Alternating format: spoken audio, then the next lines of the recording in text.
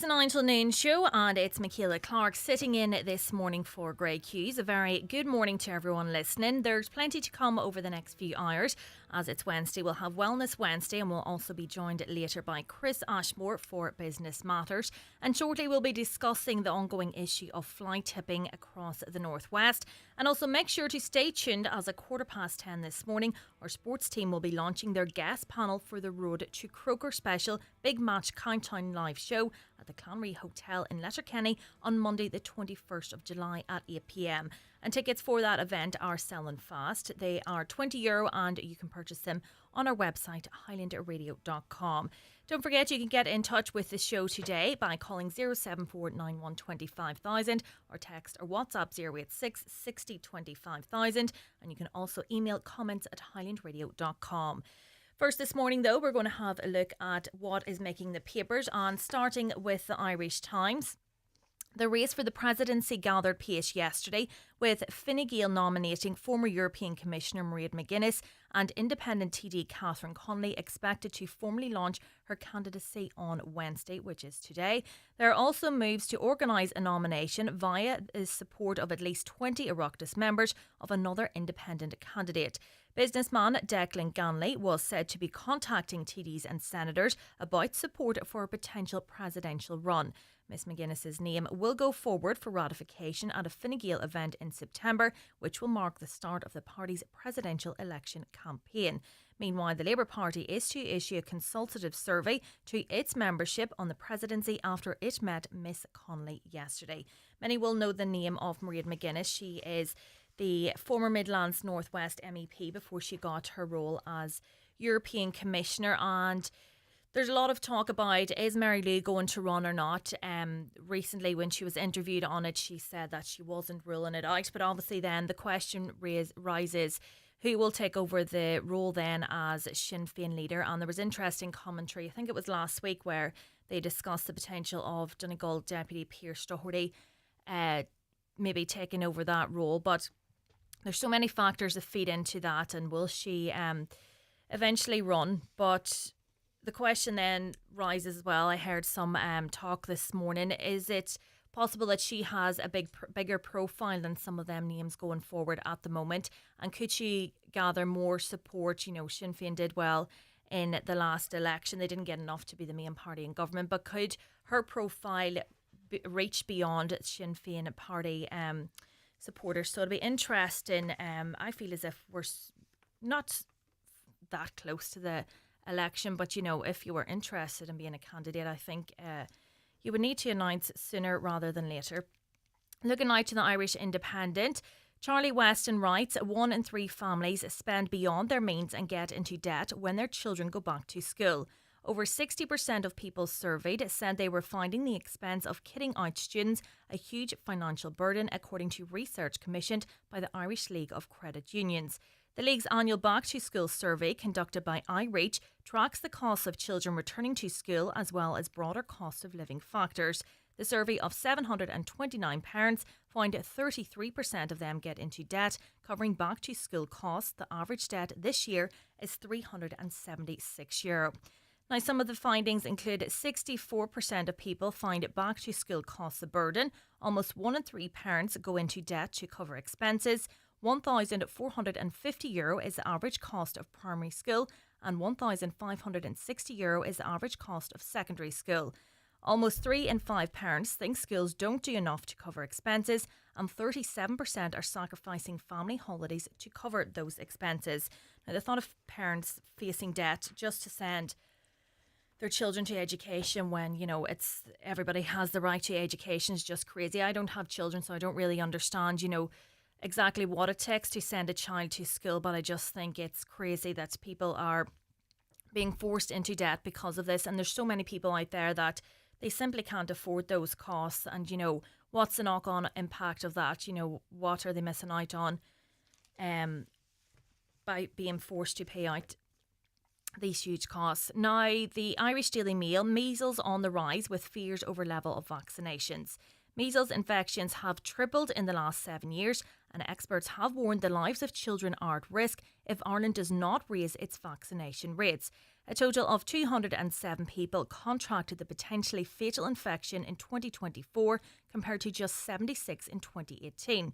Luke O'Neill, Professor of Biochemistry and Immunology at Trinity College Dublin, told the Irish Daily Mail the public are being deceived by anti-vaccination propaganda online. He also warned Ireland could be heading back to the rate seen in the 1950s, where around 8,500 people caught measles every year. Now, this comes after the death over the weekend of a young child in Liverpool who was suspected of having measles. I agree that anti-vaccination propaganda, everybody is entitled to their beliefs in relation to it, but just whenever it puts people's lives at risk. And I just think, personally, if there is support there and there's vaccinations there, it's up to everybody individually. But if it could potentially save your life, I would agree about taking it. Now, looking at the Irish Daily Star, Ireland's budget plans could be rocked for years to come by Donald Trump's tariff wars. The warning was signed by Taoiseach Micheál Martin as talks between the US and EU go down to the wire. Trump has threatened a 30% levy on all goods from Europe being shipped into the US. It comes as the government is drawing up a new national development plan to tackle long-term goals such as housing, energy, transport and water supply.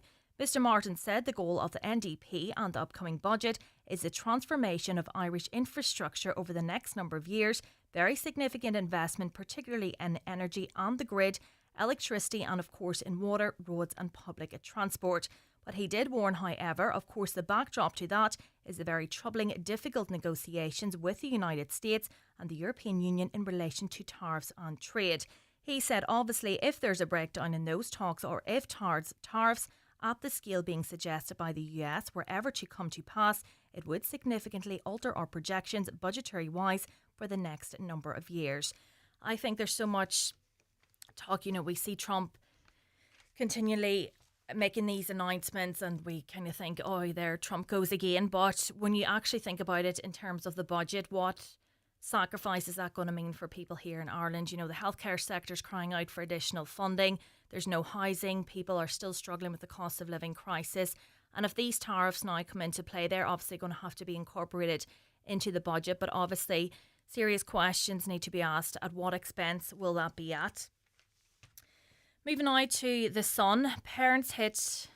I already did that story in a different paper. I find these papers, they're the same stories in everyone. But what I did want to talk about in the Irish Sun, push to end Dail prayer and buying.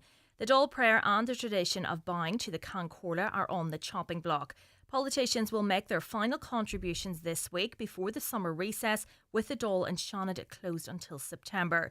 Ahead of the break, Sinn Féin and Labour have tabled motions to end two-house customs. Sinn Féin has proposed the practice of buying to the Can Corla, currently Verona Murphy, to be pulled given that all citizens are equal. And Labour wants a daily prayer read out before the day's business to be replaced by a brief moment of reflection, as not all TDs are religious. Inty leader Peadar Tobin said it was silly season in the Dáil. He added it is just incredible to see these minor issues take up political energy this week. In terms of buying to the Can Corla, is that sentiment, do you think, of having respect for people in different positions? Do you agree that that should be followed, or is it being lost? I know, we obviously don't hold anybody any higher than anybody else, but sometimes I think maybe it's just manners or a bit of respect to acknowledge someone's position. Maybe not by buying, but it does kind of signal the start of Dáil proceedings as well. In the Irish Daily Mirror, a sad story. Country star Lisa McHugh has revealed she has been diagnosed with a brain disorder. The mum of two, who is battling functional neurological disorder, shared photos and videos on Instagram from an incredibly scary and very difficult couple of weeks in hospital. Lisa, 36, said she underwent CT scans, MRIs, X-rays, blood tests, lumbar punctures and every kind of test you could imagine, leading to her FND diagnosis. The Scottish-born singer, whose parents are Irish, added FND is a condition that affects the way the brain and nervous system works.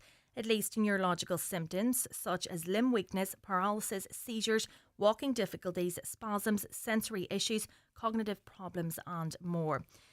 I know Lisa does frequent Donegal, so many people will be familiar with her, and particularly in the country scene. So a very difficult time at the moment for herself and her family. The Inish Times, a headline today: Council stops accepting cash at Buncrana office. Donegal County Council will stop accepting cash to settle fines, rent and bills at its Buncrana office from the 1st of August. Citing operational reasons, the council says anyone wishing to make a payment by cash can travel to the Carndonagh Public Services Centre or any of the county's other PSCs and make an over-the-counter payment there. The decision coincides with the relocation of the local authority's temporary office from Buncrana's main street back to the former Town Council headquarters on St Orns Road. The move comes following an extensive refurbishment and extension of that building, which now houses the Inishowen Innovation Hub. In a statement provided to the Inish Times, the local authority said that as part of its continuing effort to improve customer service, it will offer a new online payment system called mycoco.ie. This online payment system will be rolled out on a phased basis and initially offered to the council's social housing tenants. Donegal County Council's income collection staff, they say, are available to assist tenants and payment options if required. When decisions like this are made, I often think about the elderly people who just don't function online or, have very limited access, and maybe they live on their own, don't have any family members that can help them with this. And, maybe they don't have a mode of transport to travel to Buncrana either, or to Carndonagh, excuse me. I just think of them whenever there's such a move from, a move towards a cashless society. Now, looking at the Donegal Post, Dermot Sherry writes, Donegal Municipal District Councillors have criticised the government for blaming Donegal County Council for social housing availability in the county following the publication of a social housing league table.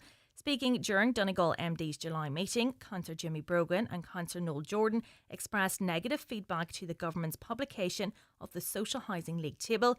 However, the recently appointed Caherlock for Donegal MD, Councillor Micheal Naughton, defended the government's stance.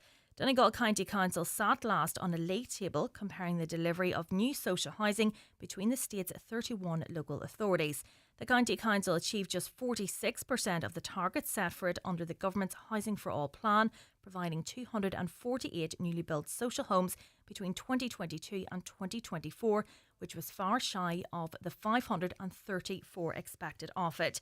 We did have quite a lengthy discussion on that topic with Councillor Jerry McMonigal at the time of the publication of that table, and I suppose the sentiment among councillors locally is not enough support is forthcoming from central government. There's too much red tape and they simply can't build the houses because they don't have the resources to do so in terms of funding.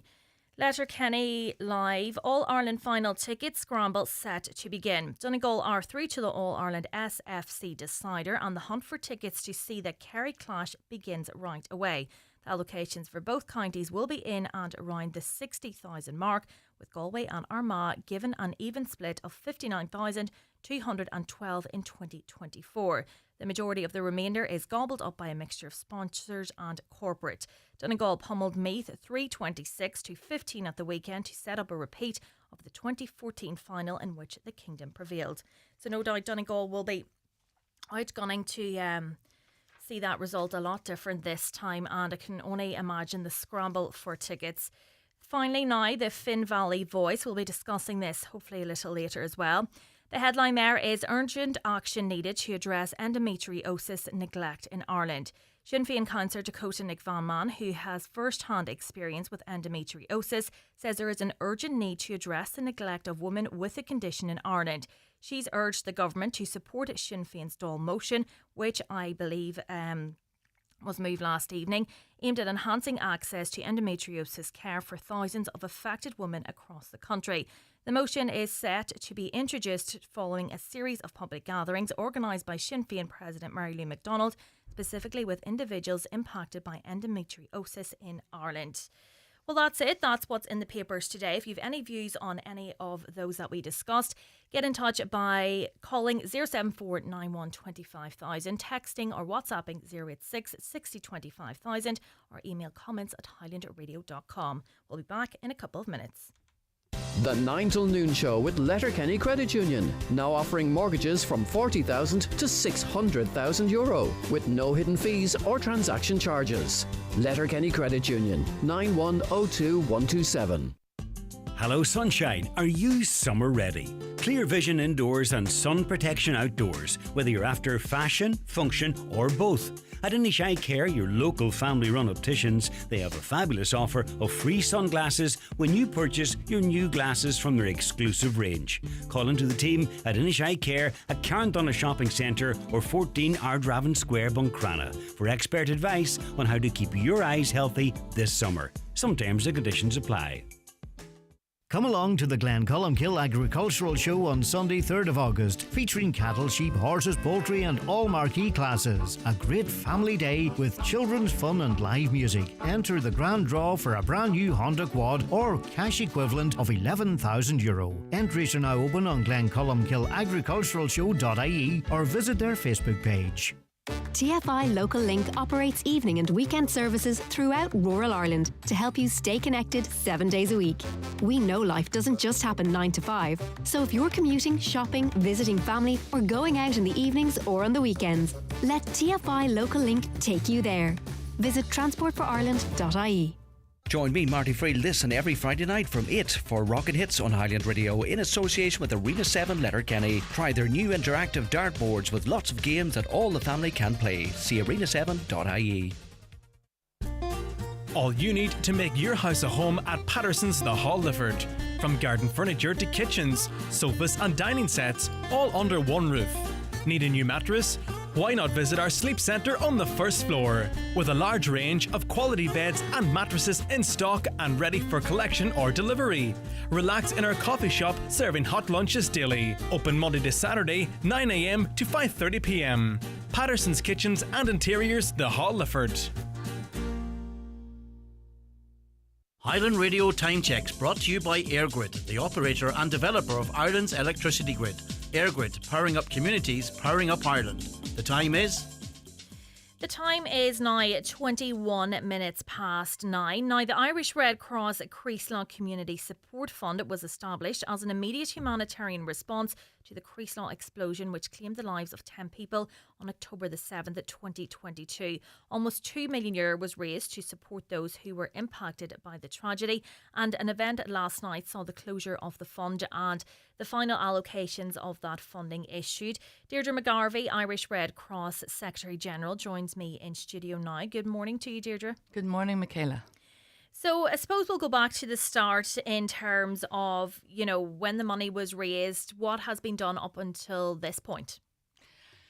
Yes, and firstly, I think we must all remember, as I think we all do, and particularly those people here in the local community, that tragedy in October 2022, 10 lives were lost. Many, many lives were changed irreparably from that moment. Yeah. People injured, people lost their jobs, people lost their apartments, people lost their peace of mind, I guess. So for those people who were directly affected and for the community who bore witness to that in various different ways, that is why we have been here in doing a lot of work around this fundraised money. And I think the second part of the story is the extraordinary outbreak of solidarity, compassion, care, and expressed through as so often is the way, through donations to charity. And it was on Post and Apple Green in the first instance who came together with the Irish Red Cross to launch that appeal. And it is very interesting. The money really all came in those first 6 months, but it did come in over the following 6 months. 1.9 million was raised, 6,191 donations, and the vast majority of them were small donations from individuals and small businesses, and indeed some very significant donations. So for us, we always talk about that. Anything people can give, that small donation makes a huge difference. It added up to an extraordinary amount of money, and it was very interesting. The Irish Red Cross had branches in Donegal for many, many decades, and we will continue to have our branches and our volunteers in Donegal. And it is a facet of how local we are, is that one of our members was very much involved from the get-go, in that first half hour, in that first hour, and that came with the commitment of our volunteers here to be there for the families, be there for the bereaved, personal visits in the days and weeks immediately afterwards.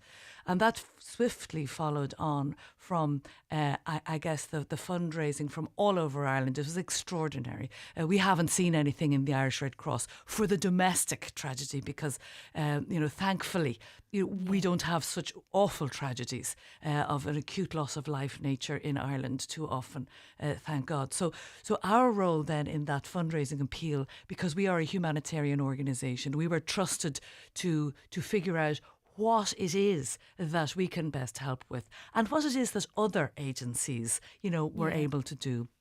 And everybody's needs are different. There is no one size fits all when you're dealing with that kind of a tragedy. So what we were able to do was channel the money in those first days and weeks directly to those who needed it. Even for, like, my house, I've lost my accommodation, how can I deal with this? So just the absolute immediate acute needs. And then in the run up to the funerals and the cost associated with that. And every cost is different. Humanitarian requirements take different forms for different people depending on where they are. And what we were able to do is, again, through the vast experience that the global network has, is to lean on that to understand how best and transparently and fairness to honour our principles and actually to meet the need and to meet the additional needs that were not being met elsewhere. So the immediate needs were met, and then over the course of 2023, a framework was devised, an oversight group with independent as well as local representation on it, and the board and the governance of the Irish Red Cross determined. And that input from locals was obviously key because, they're on the ground, they experienced what happened with the tragedy and to know exactly, with the loss of the shop, they knew that there needed to be resources put in place there to cater for people locally. Yeah, and I have to pay tribute to my colleagues and indeed to our volunteers. They have been on the ground since hour one. And one of my colleagues in the Dublin office, he dropped everything in his life and basically spent 5 months here, 3 days a week, listening.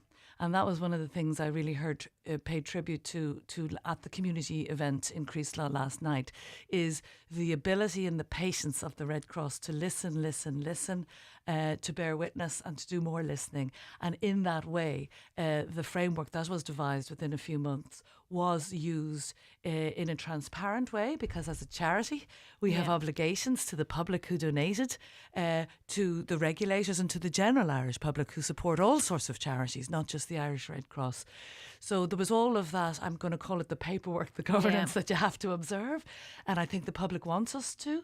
And to do it promptly and fairly. So I'm very happy to say, and we were on this radio station on several occasions reporting that, quite quickly, 90% of those funds were distributed to the bereaved families, to those who were injured, to those who lost their jobs and those who lost their apartments, and the connected people. So the vast majority of those funds were spent within the first year. Yeah. As that should be, because humanitarian needs are first and predominantly acute in the moment.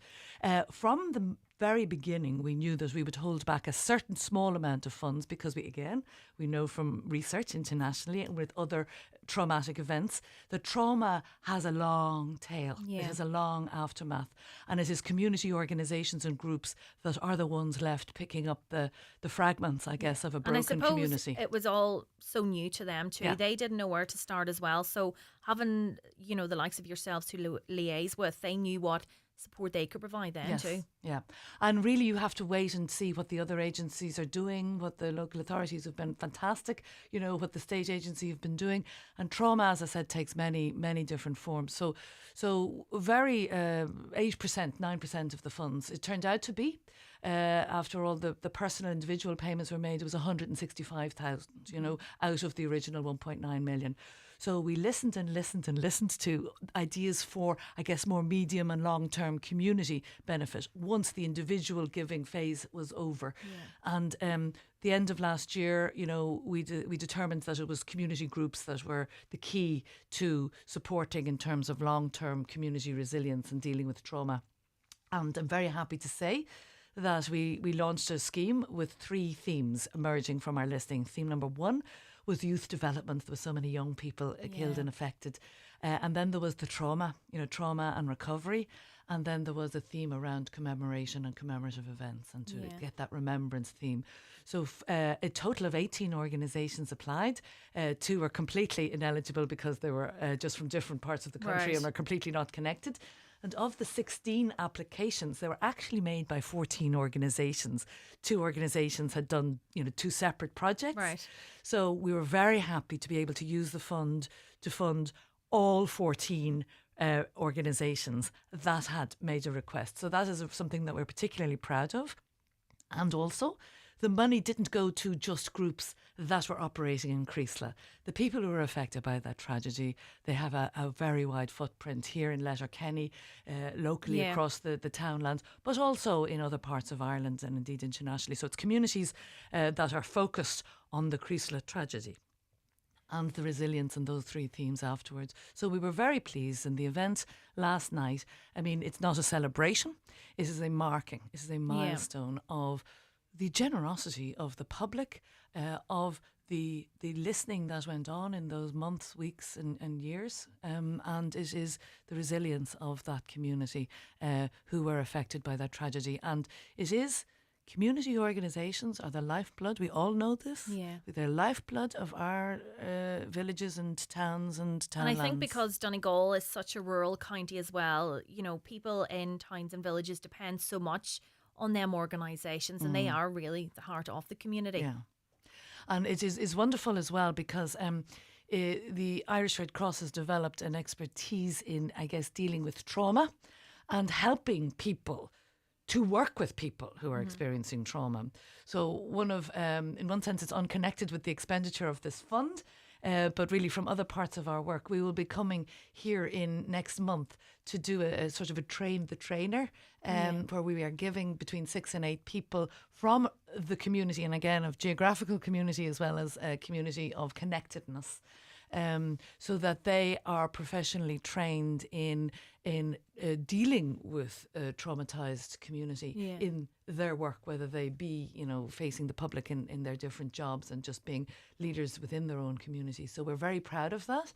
We will be back in the coming months as well to, provide, resilience, mental health supports in the form of psychological first aid. And as I said, our branches are here. They were here before, during, and definitely will be here after. So in one sense, it's not the Red Cross, pulling up our tents and moving out.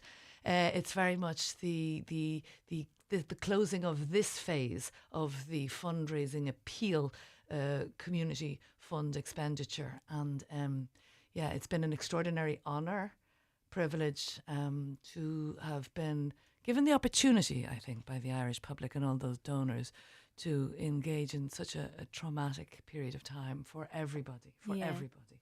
And it continues. And in terms of those projects that now have received this, I suppose, last tranche of funding, there is 2 dedicated memorial projects being supported by the fund. We know that these were proposed maybe around this time last year following a meeting. So do you know at what stage they're at the moment? Well, those... there was 400 of the 16 applications were from 14 organisations. They totalled to €460,000. Yes. And we had €165,000. So obviously we were not able to give everybody the funding that they asked for, and every single project was also seeking funding from other sources. Right, okay. So what we have said, some of those projects, the Memorial Garden, they are places of rest, they are places of remembrance. There are also youth development, helping young people deal with trauma. There's a range of different projects at different timelines, and what we have asked every organisation to do is to send us a report upon the completion their project. Some of the reports we do expect, within 6 months. Yeah. Some we don't expect, for 12 months, if not 14 months. But we will be staying in touch with these projects and receiving those reports, and again, putting this information available where part of the funding, all of these projects are a work in progress, and they are a work of, I guess, to symbolise everything that has happened here, is that they're a work of many parts, many supporters, many donors, many volunteers. Yeah. And I think it's so important, that ongoing support. I suppose even myself, I would think the culmination now of this fund, that is it for the Red Cross, but that ongoing support, the trauma support that you talked about, is so important. So people know now moving forward, they're not on their own. And, you talked about that there's going to be extra training given now, that those people will remain in the community, because there's no end to, when we spoke about it earlier, this grief for people. Mm-hmm.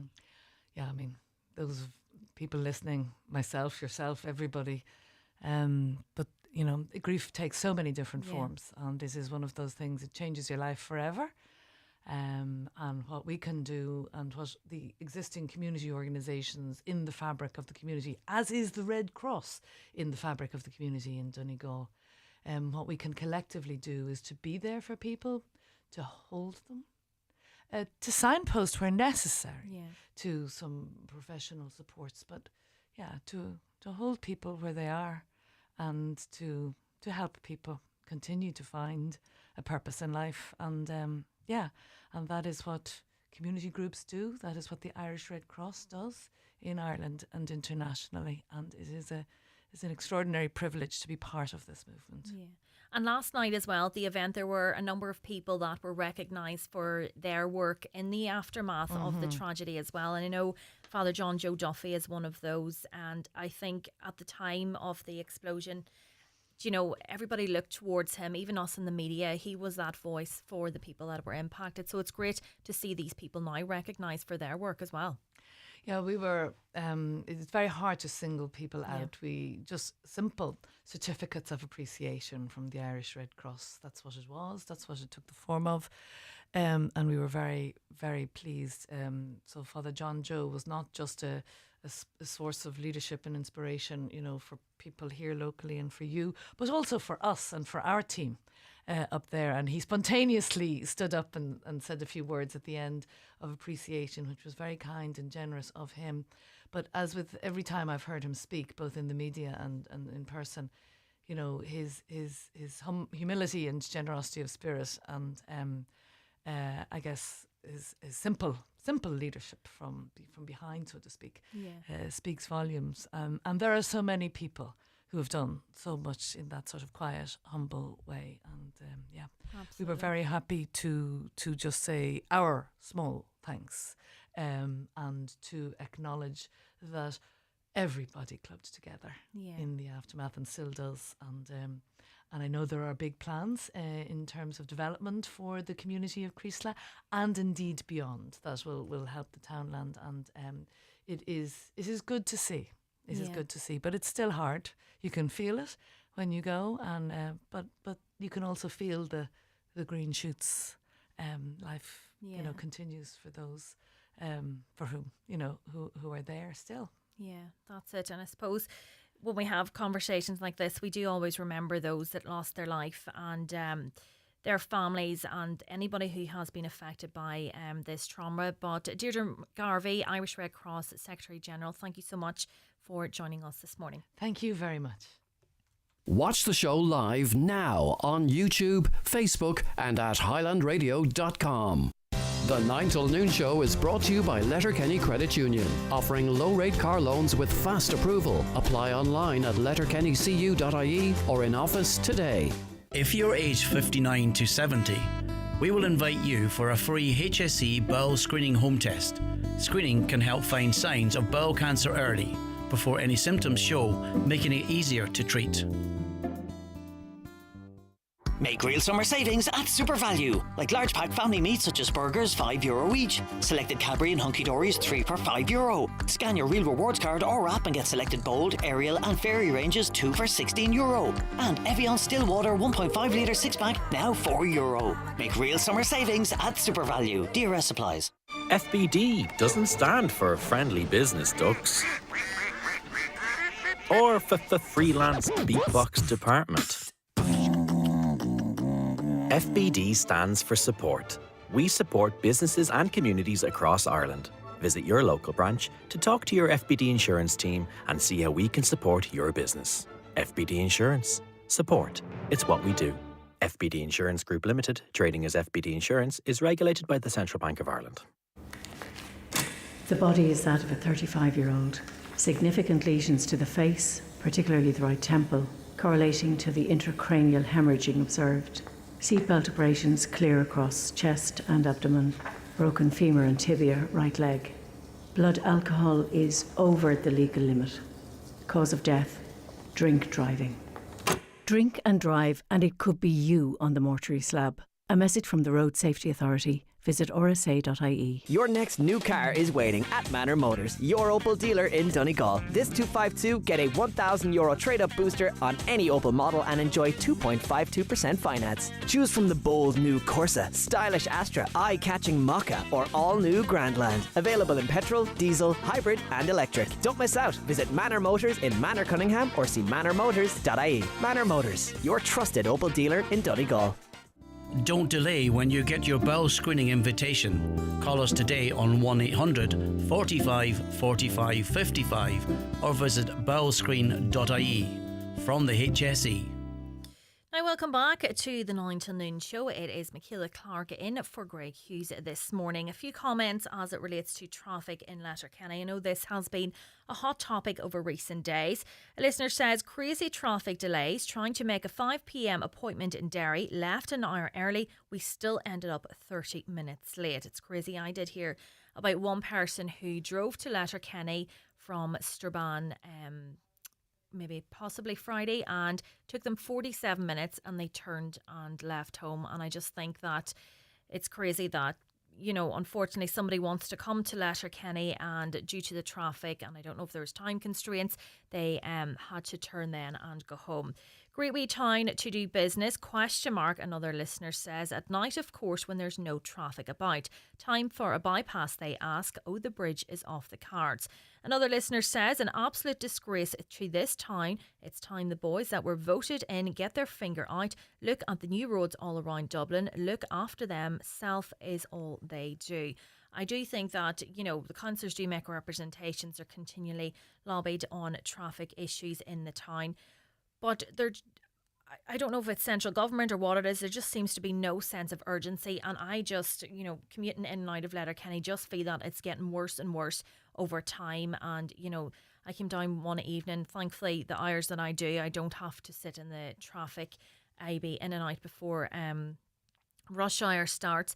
But I came down one evening and I think it was possibly maybe 6:30, 7, and maybe it was after 7 actually. And I thought, you know, there wouldn't be delays at that time. But coming in that 4-lane route was just crazy even at that hour of the evening. And, you know, I suppose do residents kind of feel that they can't go out and about, say, between 8:30, 9:30, 10 in the morning or the evening rush hour? You know, is that something as a resident in Letterkenny, do you avoid those times? And I suppose you shouldn't have to avoid getting in the car any time of day you want, but just because there's serious traffic. And I think it's a great sign for Donegal as a whole that so many people want to come in and visit, and they want to, you know, visit West Donegal, go on to Ramelton, Rathmullen, Downings. They all have to go through Letterkenny, and there's so much expansion in the town and, you know, so much investment, and it's great to see, but it obviously just can't cope. And I just think that it does need to be looked at seriously, and there does need to be such a sense of urgency in relation to get this sorted. Is it going to hamper further investment? I suppose nobody really knows the answer to that. Another listener says, I left vet on Shore Road, Ramelton at 5:15 p.m. after having my 14-and-a-half-year-old beloved pup cross the Rainbow Bridge. I got home to Solomon's Glencar at 7:20 p.m. over 2 hours to travel a distance of about 9 miles. Absolutely dreadful, this listener says. Yeah, indeed. This will only get worse when they close a lane at Mount Errigal for a cycle lane and put in more traffic lights at Ballyrain.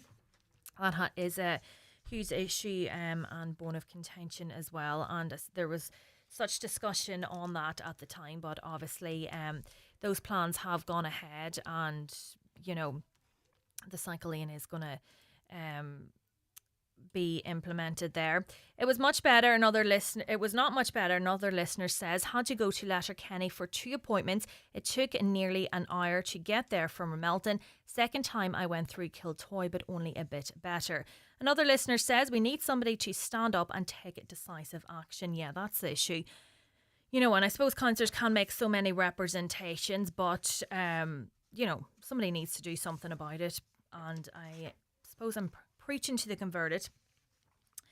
Now, littering is a huge issue, never mind the traffic in Letterkenny, and there's been such discussion about it right here in Donegal. But I'm joined now by Councillor Paul Boggs. Good morning to you, Councillor. Morning, Michaela. So, Councillor Paul Boggs, we've discussed litter so many times here in Donegal, but many people would have seen possibly that there was a social media video circulating in recent days, and it showed a woman on Strabane bypass literally stopping traffic and dumping rubbish, and it was crazy seeing how blatant that was. It is, and it's not the only occurrence of littering that we've seen in recent days across West Tyrone and indeed Strabane. I'm aware now that locals who've seen that unfolding have spoken to the police, and that's a matter now for them to take on in relation to investigating that littering offence, because anybody who litters or causes that kind of unwarranted destruction to communities, it needs to be dealt with, and the anger that was felt by people in Strabane whenever they seen that, because people try to keep the community as clean as they can. And whenever that kind of thing is seen, then people are rightly angry, and it needs to be called out, and people need to realise that it's not acceptable. Yeah, absolutely. And the video, it sees a member of the public try to try to approach this woman and ask her what she's doing, and she just proceeds to dump the rubbish and drive off. And I just think it's, we see so many instances of fly tipping and illegal dumping done, under the guise of, say, darkness, but it was broad daylight, which I just think is crazy. Yeah, I suppose it's a very unusual case.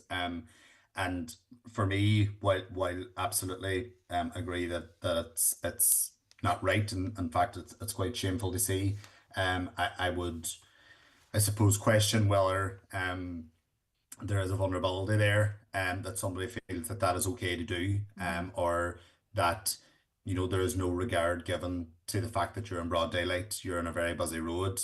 So I would just ask people until investigations are carried out in relation to it, that people maybe don't speculate as much as maybe could be seen to be warranted at the minute, just to try and give a bit of space to try and find out the facts of what happened in that particular instance. Yeah. And there was another incident, unfortunately, in the Murlock area then as well. What was discovered there? Yeah, so I suppose this is an ongoing issue right across our rural communities, and from the outset, I want to say that I very much support our rural communities and their fight back against unwarranted fly tipping right across their roads, but particularly in this instance in an area that is absolutely outstandingly beautiful, which is Murlock, which is used by fishers, by people who use it for open water swimming, as part of sports clubs. It's used by walkers who use the loch as a place to go and get away and relax and take ease to themselves. But over the weekend, there was more fly tipping at Murlock, and bags and bags of household waste just left at the side of the loch, and it shows absolutely no regard again for rural dwellers and those who use Murlock for a recreational space. But the bottom line is that rural communities in particular, no community should be used as a dumping ground, and it's unacceptable to see that kind of fly tipping, that volume of rubbish being left at a rural location that's there for the enjoyment of everybody. And I suppose, in Strabane, there's free facilities, there's a dump, so people can go freely. They don't have to pay to get rid of this rubbish. So it just feeds into that total disrespect for the locals that use that area, and, I suppose the council staff that now have to pick up after them. Yes, well, I suppose, it's free at the point of disposing your waste, but obviously people pay in the north, people pay for waste collection and for the disposal of their household waste. They pay through their council rate, their district rate. But I take on your point. There are numerous avenues for people to get rid of their waste, whether it's through weekly collections at curbside bins, bulky waste collections, which can be arranged through council or just using your local recycling centre. So there's absolutely no excuse for people to be either as you say, in the guise of darkness, in the cover of darkness, or in broad daylight, to be using local recreational areas, local areas of natural beauty, to be disposing of the rubbish. It's not acceptable, and it doesn't give off the right image that the services aren't there, that people need to dispose of their rubbish. They absolutely are. And even, at Murlough itself in particular, I've engaged with local council officers recently in relation to getting the bins emptied more frequently, in relation to having more regular litter picks. So council workers are doing more and more to try and keep our communities clean, but our own residents also need to pick up, a part of the mantle and a part of the responsibility and dispose of their own domestic household waste, and a responsible way to ensure that our communities are kept as clean and safe as possible. So there are options there for people, and I would really encourage people to use the weekly collections, the bulky waste collections, and the recycling centres that are there to dispose of waste appropriately and properly. And are you aware of Derry City and Strabane District Council being able to identify people through waste that has been dumped? I know it obviously depends on what's dumped, but are you aware of any successful cases in relation to this?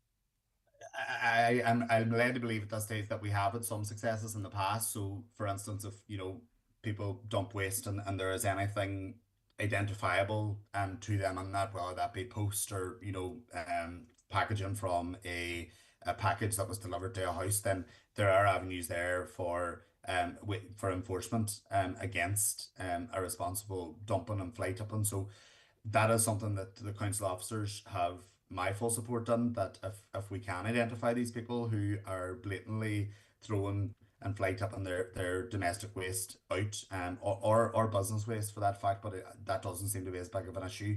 It is mainly domestic waste.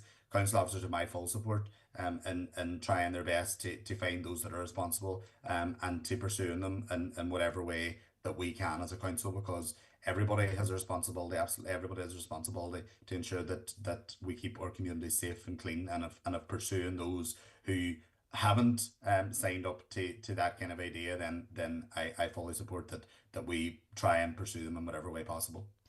Councillor Paul Boggs, thank you so much for joining me this morning.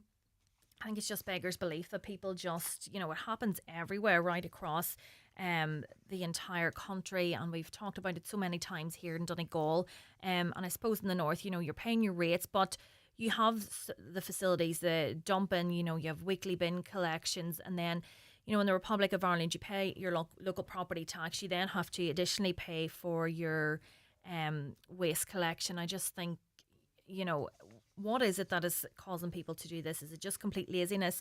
They don't want to take their rubbish home, or is it a cost factor? But I don't know. It's totally unacceptable, and there just appears to be no end to it. We're going to take another quick break, and we'll be back in a couple of minutes.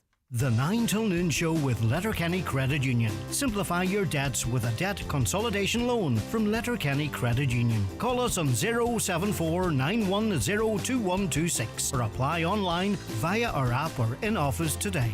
Buy any new Renault passenger vehicle from Highland Motors in Letterkenny before the 19th of this month and get a €500 Shop LK voucher on top of Renault's already great offers.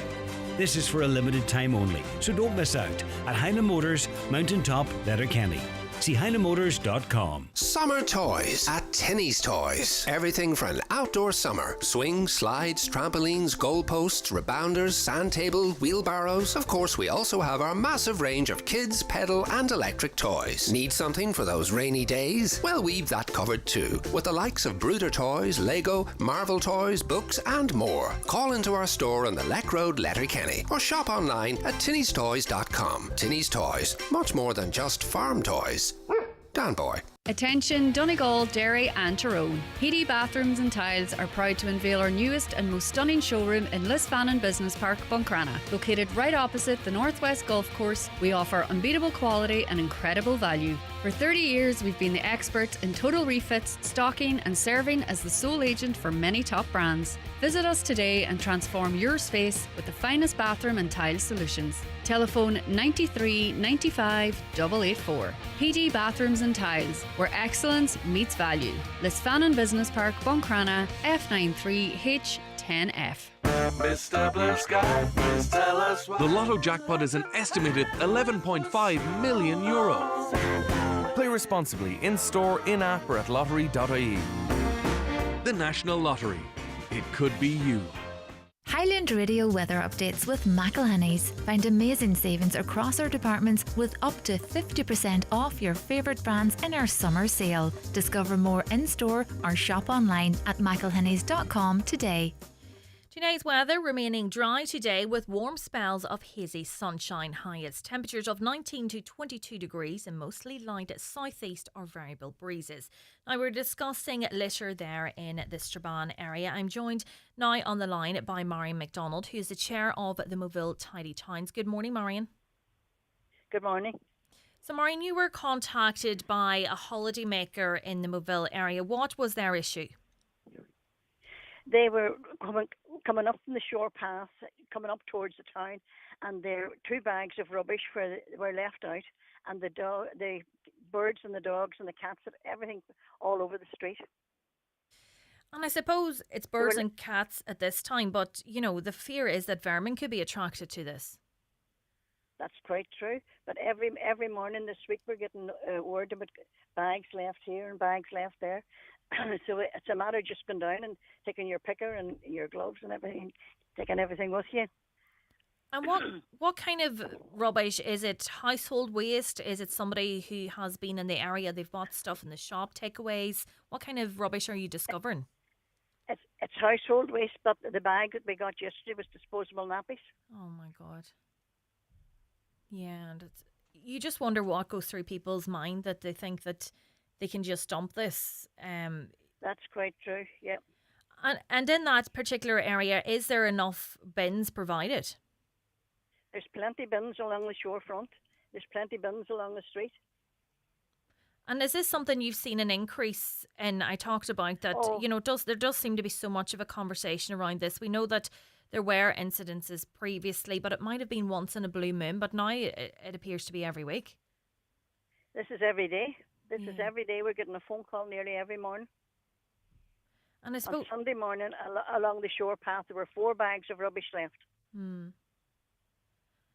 And Tidy Town groups, they're exceptional and you have to be commended for the work that you do. But it's unacceptable then that people take liberties and think, the Tidy Town group will be out in the morning, they'll clean up after us. It's not right. Yeah, that's quite true. We're all volunteers and the majority of people in our committee are working. Yeah. And what would your message, Marion, be to people visiting Moville, that decide, they might leave their rubbish behind them? Well, I think a lot of these people might be staying in houses that there are no bins provided. Right, like Airbnb kind of type of houses. Yeah, that's quite true, because what we're getting is all household rubbish, and it's big bags of rubbish. So it's maybe the people leave it out thinking that the bin man's going to collect it, but it's not collected. But if everybody really looked after their own, and we would have absolutely no bother, and tidy up and just pick up the litter and put it in the bins. Yeah. Marion MacDonald, Chair of the Moville Tidy Towns Group, thank you so much for joining us this morning. And I suppose that is a very important point. Maybe there are places that people are visiting and have booked to stay that the adequate waste facilities aren't in place for them. That, I suppose, is something to consider. We're going to take a short break and we'll be back after the news at 10. The 9 till noon show is brought to you by Letterkenny Credit Union. Digital loans now available. Apply online or via our app today and get your loan transferred directly to your current account. Discover a new way to cook outdoors with the Ninja Woodfire Electric Barbecue Grill, now at Ben Sweeney Euronics. It's a grill, smoker and air fryer all in one, with 7 cooking functions, no charcoal, gas or flames needed. Woodfire technology delivers real smoky flavour anywhere, in the garden, patio or in the campsite. Weather resistant and ready year round. Get the Ninja Woodfire Electric Barbecue Grill at Ben Sweeney Euronics, Letterkenny and Dunlow. Looking for fresh dinner inspiration? Then why not take the plunge with Irish mussels? They're tasty, nutritious and easy to prepare in less than 5 minutes. Just add shallots, garlic and a splash of wine. Pick up from your local fishmonger, supermarket fish counter or in pre-cooked packs. Or if eating out, why not enjoy a delicious mussel dish? So go on, flex your muscles. See recipes at boardbia.ie/fish. The Hillary's summer sale just got even better. Get up to 50% off hundreds of made-to-measure blinds, curtains and shutters. Plus an extra 10% off everything until the 28th of July. That's 10% off all blinds, 10% off all curtains and 10% off all shutters. With Hillary's, measuring and fitting is always included and your local advisor is with you every step of the way. Book your free in-home appointment today or visit hillarys.ie. But hurry, this extra 10% off everything ends 28th of July. Conditions apply.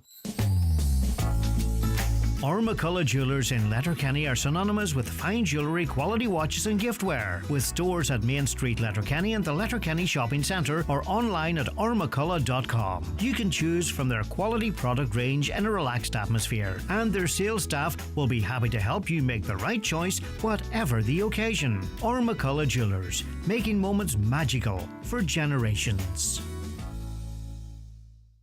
McGowan Hearing, your audiologist experts now in Letterkenny, Buncrana and Carndonagh. Book your free hearing aid consultation in our clinic or your home across the northwest and beyond with Dara McGowan on 07191 00208.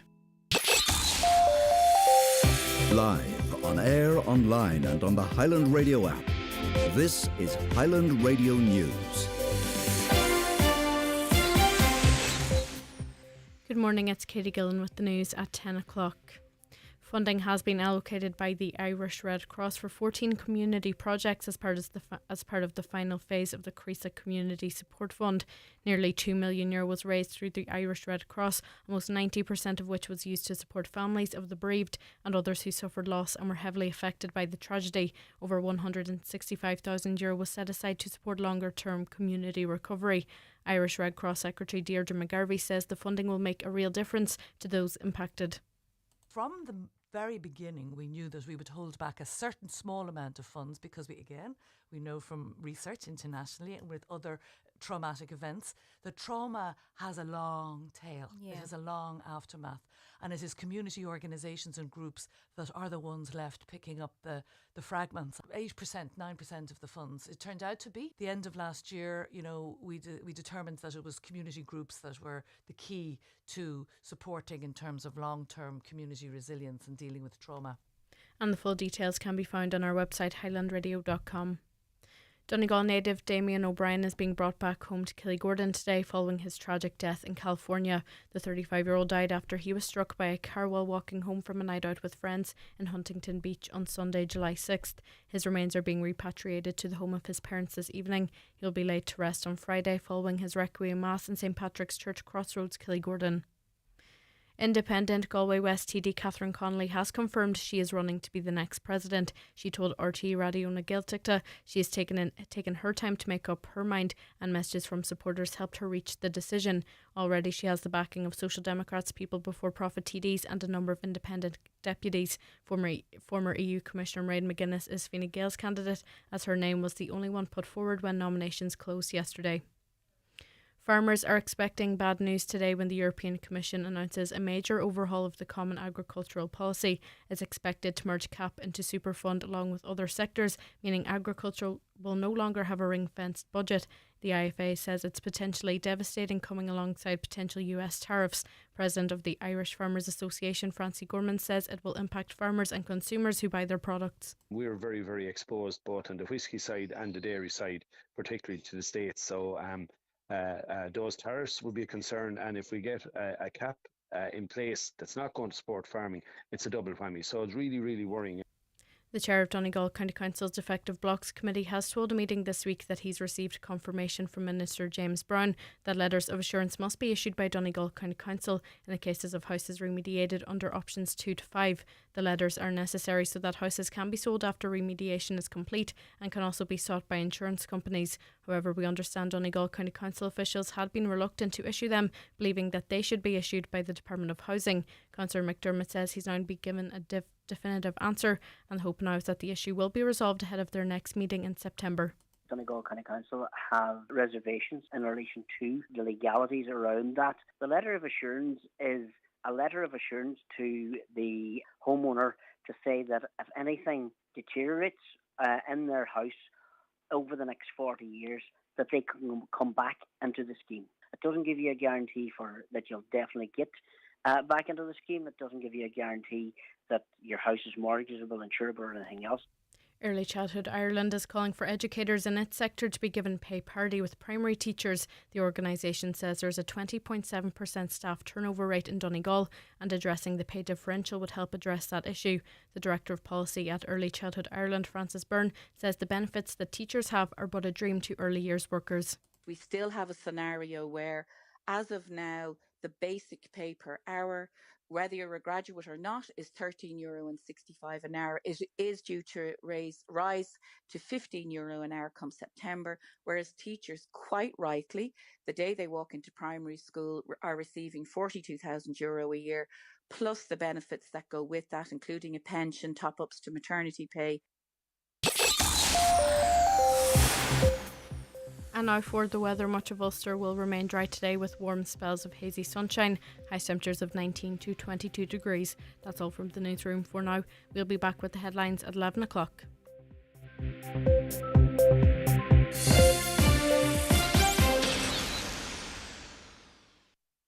The obituary notices for this Wednesday morning, July 16th. The death has taken place of Kathleen Cullen, Carnagore, Carrigart, reposing at her late residence. Removal from there this evening at 8 o'clock, going to the Church of St John the Baptist to repose overnight. Funeral mass tomorrow morning at 11 o'clock, followed by interment in the adjoining cemetery. The death has taken place of Rosaleen Gallagher, née Kilpatrick, 7 Townsend Terrace, Strabane, and formerly of Stranorlar, reposing at her home. Funeral leaving there tomorrow at 11:30 for requiem mass in the Church of the Immaculate Conception, Strabane at 12 noon. Interment afterwards in Strabane Cemetery. Family time please from 10 p.m. and before the funeral.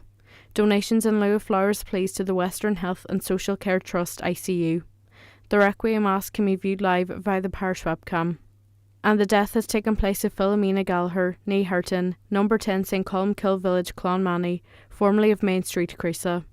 Her remains are reposing at the family home Colin, Carndonagh.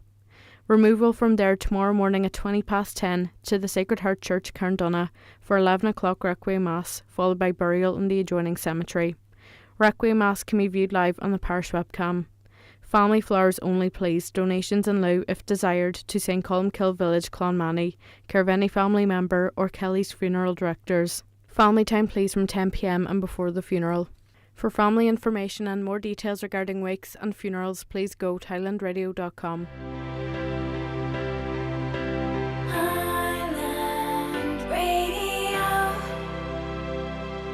Get the all-new Galaxy S25 from just $9.99 with 3. Plus, trade in your old phone and get an extra €100 on top of its trade-in value. Switch in store or see 3.ie. For customers bringing their number to 3, 24-month minimum term and direct debit on 3 select Freedom 5G plan. Eligible devices and minimum trade-in acceptance criteria apply. Ends July 31st. See 3.ie. The county's #1 talk show, The 9 till Noon Show on Highland Radio. Now, welcome back to the 9 till Noon Show this Wednesday morning. It's Michaela Clarke in for Greg Hughes this morning. A listener says, do away with the price of the bins and go back to lifting people's rubbish every week. We pay property tax, which should cover this. Thank you. Father Pat McGarvey was also very supportive and helpful from the minute of the explosion. That relates to a discussion we were having earlier with Deirdre Garvey from the Irish Red Cross, and that Creeslough Support Fund was wrapped up at an event last night, and a number of people were recognised for their support in the immediate aftermath of the explosion. And the listener says Father Pat McGarvey deserves a mention there as well. Reality is that the traffic congestion had got a lot worse since a so-called upgrade to the Lifford Approach Road. Don't know who is in the planning or the councillors, but someone needs to try and fix this with some urgency. Even if it required getting Garda, etc. to direct traffic at certain times. Yeah, absolutely. Traffic is shocking, another listener says. So many people erred avoiding the town as a result. herd avoiding the town, I presume that is. As a result, the state of the bollard and roundabout with overgrowth and weeds, it's embarrassing. The weeds in Letterkenny town is a disgrace. Another listener says the 4 lanes is totally overgrown. The councillors should be ashamed. Bet the ones that built all the bonfires over the areas for the 12th didn't clean up their mess either. Another listener says that person who dumped her rubbish, it needs to be named and shamed. There was a video online in relation to that. I think it was over the weekend. But as Councillor Paul Boggs was saying there, it is an issue that is being dealt with by the police. And I suppose we have to, at this moment, let them do their job. Catherine Connolly for President. She is smart and articulate for all citizens, whereas Maria McGuinness does not represent the people of Ireland, but is for Fine Gael entirely.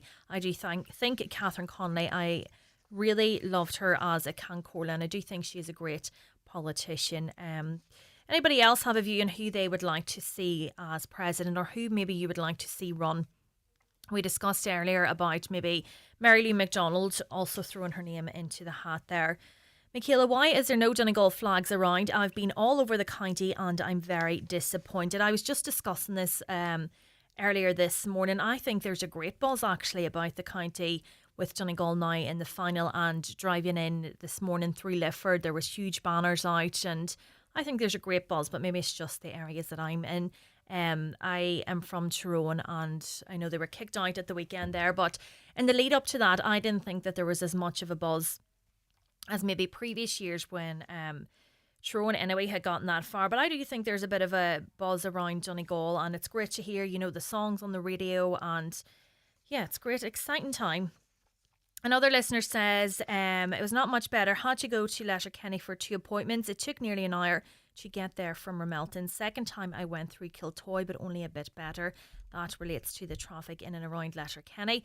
We need somebody to stand up and take decisive action. I think I read that one earlier. Whoever is planning the roads in Letterkenny needs to stop. They're spending millions of our money and making an already bad situation a lot worse. 45 minutes to travel from Columdillon car sales to Newton Cunningham. Junction at Newton Cunningham dug up, blocking both Clay Road and Birch Road on one of the busiest days for travelling due to the Northern Ireland bank holiday. Genius, says that listener. Yeah, I seen the photos as well on social media of the tailbacks there. It was crazy. 90 minutes, this listener says it took them to get from Alcorns to the Clanree. Hi, Michaela. James here in Glasgow. Referring to yesterday's show, I also come over about 10 times a year via Cairn Ryan with my dog. There's no checks in Belfast when leaving the ferry. I'm not sure, I didn't hear that discussion yesterday, what the exact situation is there with dogs as it relates to travelling over. We're going to be talking shortly about the Road to Croker and the special Big Match Countdown live show, which is being hosted by Highland Radio at the Clanree Hotel in Letterkenny this coming Monday at 8 p.m. And don't forget, tickets are selling fast and you can purchase them for €20 on our website, highlandradio.com. We'll have more on that shortly. It's time for Vision Ireland Bingo on Highland Radio. It's Wednesday the 16th of July. You're playing on the blue sheet for the daily prize of €400. The reference number is S3. It's game number 29. The numbers are 43, 11, 42, 34, 67, 13, 2, 62, 47, and finally 8. Phone your claim to 9104833 before midnight, leaving your name, contact number and the name of the shop where you purchased your book, and we'll call you back the next working day. Get all your Vision Ireland bingo information at highlandradio.com. Looking for family fun this July? Discover Century Complex. Kids will love the soft play while teens try augmented reality darts and crazy golf. Enjoy tasty food and the latest blockbusters. Rain or shine, Century Complex is the ultimate destination for all ages. Unforgettable fun awaits. Don't miss out. Is your couch older than your Spotify playlist? Is your dining table wobblier than your uncle at a wedding? If so, it's time for an upgrade at Grove Furnishings, Kiltoy Road, Letterkenny, the largest furniture store in the Northwest.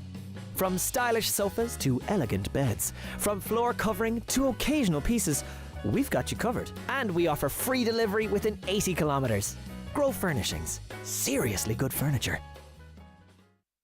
A public service announcement from Donegal County Council. Donegal County Council are delighted to announce that the Lough Foyle ferry service linking Greencastle and McGilligan and the Swilly ferry service linking Bungrana and Rathmullen is now operational. Both ferries operate 7 days a week. Further information, including timetables and fares, can be found at lochfoyleferry.com or swillyferry.com. Donegal County Council, promoting tourism and supporting our communities. The 9 till noon show is brought to you by Letterkenny Credit Union, with monster loans available up to €60,000 for all occasions. Visit letterkennycu.ie. Hi, it's the 9 till noon show this Wednesday morning. I'm joined now on the show by Oisín Kelly, Highland Radio's head of sport, who has donned the Donegal colours. Good morning, Oisín. Aha. Good morning, Michaela. How you doing? Good, good. We're talking about the road to Croker, and you're on the road to Croker. Yes, we're on the road to Croker. We're actually on the road to Croker now because we're making our way to Dublin here because we've obviously a lot of planning has to be done for the upcoming events, which we're going to tell you all about in just a minute in Dublin, Michaela. So we're en route at the moment. And the road to Croker is, of course, in association with Highland Motors in the Mountaintop in Letterkenny. But we're going to release more details on our big match countdown, which, of course, is taking place next Monday night at the Clanree Hotel. It's going to be a fantastic night. It's going to kick off our coverage on All-Ireland final week, Michaela. And listen, we've got a few big hitters coming along on the night to be part of our expert panel, and we'll get their expert views on this huge All-Ireland final, which, of course, Donegal is heading into against Kerry on Sunday week, the 27th of July. But next Monday, I can confirm that we will be joined by a host of previous All-Ireland winners, the likes of Eamon McGee from Donegal in 2012, of course, lifting the Sam Maguire and getting his winner's Celtic Cross medal. Tony Boyle was an All-Ireland winner in 1992. He will be joining our panel. And with a couple of men coming from our neighbouring county, and I'm sure their views on the game and the season and how Donegal are progressing will be very, very interesting indeed. Ronan McNamee is an All-Star, and he won an All-Ireland with Tyrone in 2021, so Ronan will be joining us, and we got him a bit of backup as well, so we did. And no one better than Mr. Gavin Devlin, who was an All-Ireland winner with Tyrone in 2003, and of course he went on then to become Mickey Hart's right-hand man for a number of years. So there's a bit of history, obviously, with Tyrone and Donegal, and Gavin Devlin has been very much prominent in that, so he's going to join us next Monday night as well, and certainly it will make for an interesting night, that is for sure. Also on the bill, we'll be speaking to the likes of Frank McGlynn, an All-Ireland winner in 2012. Martin McHugh will be joining us, lifted Sam in 1992. Anthony Malloy, of course, was the captain, the man that brought the Sam Maguire back to the hills for the very first time. He took to the steps in the Hogan stand on that famous day. And Anthony's coming along, and we'll be speaking to him as well. Also on the show, Ryan Bradley won an All-Ireland in 2012. We were down actually in the show recently with the Score programme, and Ryan was telling us some of the stories about times gone past with Donegal. We'll hear more about them with Ryan, of course, and how this game is going to pan out. And also, Maureen O'Donnell is joining us, because Maureen is an All-Ireland winner herself in her own rights, was part of the Donegal ladies team that won an All-Ireland title back in 2003. And we're not finished there yet, Michaela, because we will, of course, have our usual Highland pundits will be joining us, and two men that know a lot about Donegal football. Brendan Kilcoyne, of course, who is one of our co-commentators for the Donegal games, and John Gilday, a former star midfielder with Donegal, will be dropping along as well next Monday night. Brendan Devaney and myself will be hosting the event, and we're going to talk a lot about football, and obviously there's a huge lineup there, so there is, and we'll be talking a lot to these former All-Ireland winners and the football experts. But we're also throwing in a bit of enjoyment with live music. David James told everybody the last day on air that he will be coming along. He's going to sing us a Donegal song, David James. Darren Boots got a new song out. He will be on stage. And the brilliant David Craig will also be coming along to sing us Comeback Sam Maguire 2025. So there you go. That is the lineup for next Monday night, Michaela, for the roads to Croker as we kick off All-Ireland final week. It's the big match countdown live at the Clanree Hotel in Letterkenny, and there's going to be a massive crowd. The tickets have already been flying out the door. Don't forget, if you do go to the event, you'll be in with a chance of winning a Michael Murphy Sports Donegal goodie bag. So if you come along, you're in with a chance of winning one of a number of Michael Murphy Sports goodie bags, and there'll be a couple of surprises in it as well. The tickets are €20 for the event, and they're on sale now at highlandradio.com. And we are, of course, on our road to Croker, supporting the Donegal Team Training Fund. And on Monday night, we're going to support the Northwest Special Olympics as well and make a donation to them. So, listen, it's been teed up for a fantastic evening as we kick off the All-Ireland final week with Highland. And you can join us all the way. Next Thursday night, we're going to be bringing the Score programme out on the road to a club in the county as well. And then we're in Dublin, heading to Croker next weekend, the 26th and 27th, where on the Saturday nights, we're going to be live from the D2, of course, which is at the Hardcourt Hotel on Hardcourt Street. It's Donegal's home away from home. The McGill family, of course, own the Hardcourt, and everybody from Donegal is going to be going that direction on Saturday night, and indeed on Sunday as well for the full weekend. And there may be a surprise announcement coming along the way in the next day or two. Exciting. Round about the Hardcourt as well, so do stay tuned for that. But Donegal supporters, if you're in Dublin for the weekend, come to the Hardcourt the Saturday night of the final. We'll have an up for the match from 8 o'clock. We'll be speaking, of course, to the Donegal supporters and the Donegal fans. We'll try and get a word with a couple of football experts as well from down around in Dublin. And if you're there, there's going to be a few giveaways. We've got retro Donegal jerseys from the 90s, a few of those to give away courtesy of O'Reilly Sports. Myself and Brendan Devaney might actually get kitted out in them as well, but they are available online, or they're available not online, on the night. So they're available online and on O'Reilly Sports too if you want to purchase one. So that's happening Saturday night. Michaela, hopefully not taking up too much of your time here. There's one other event.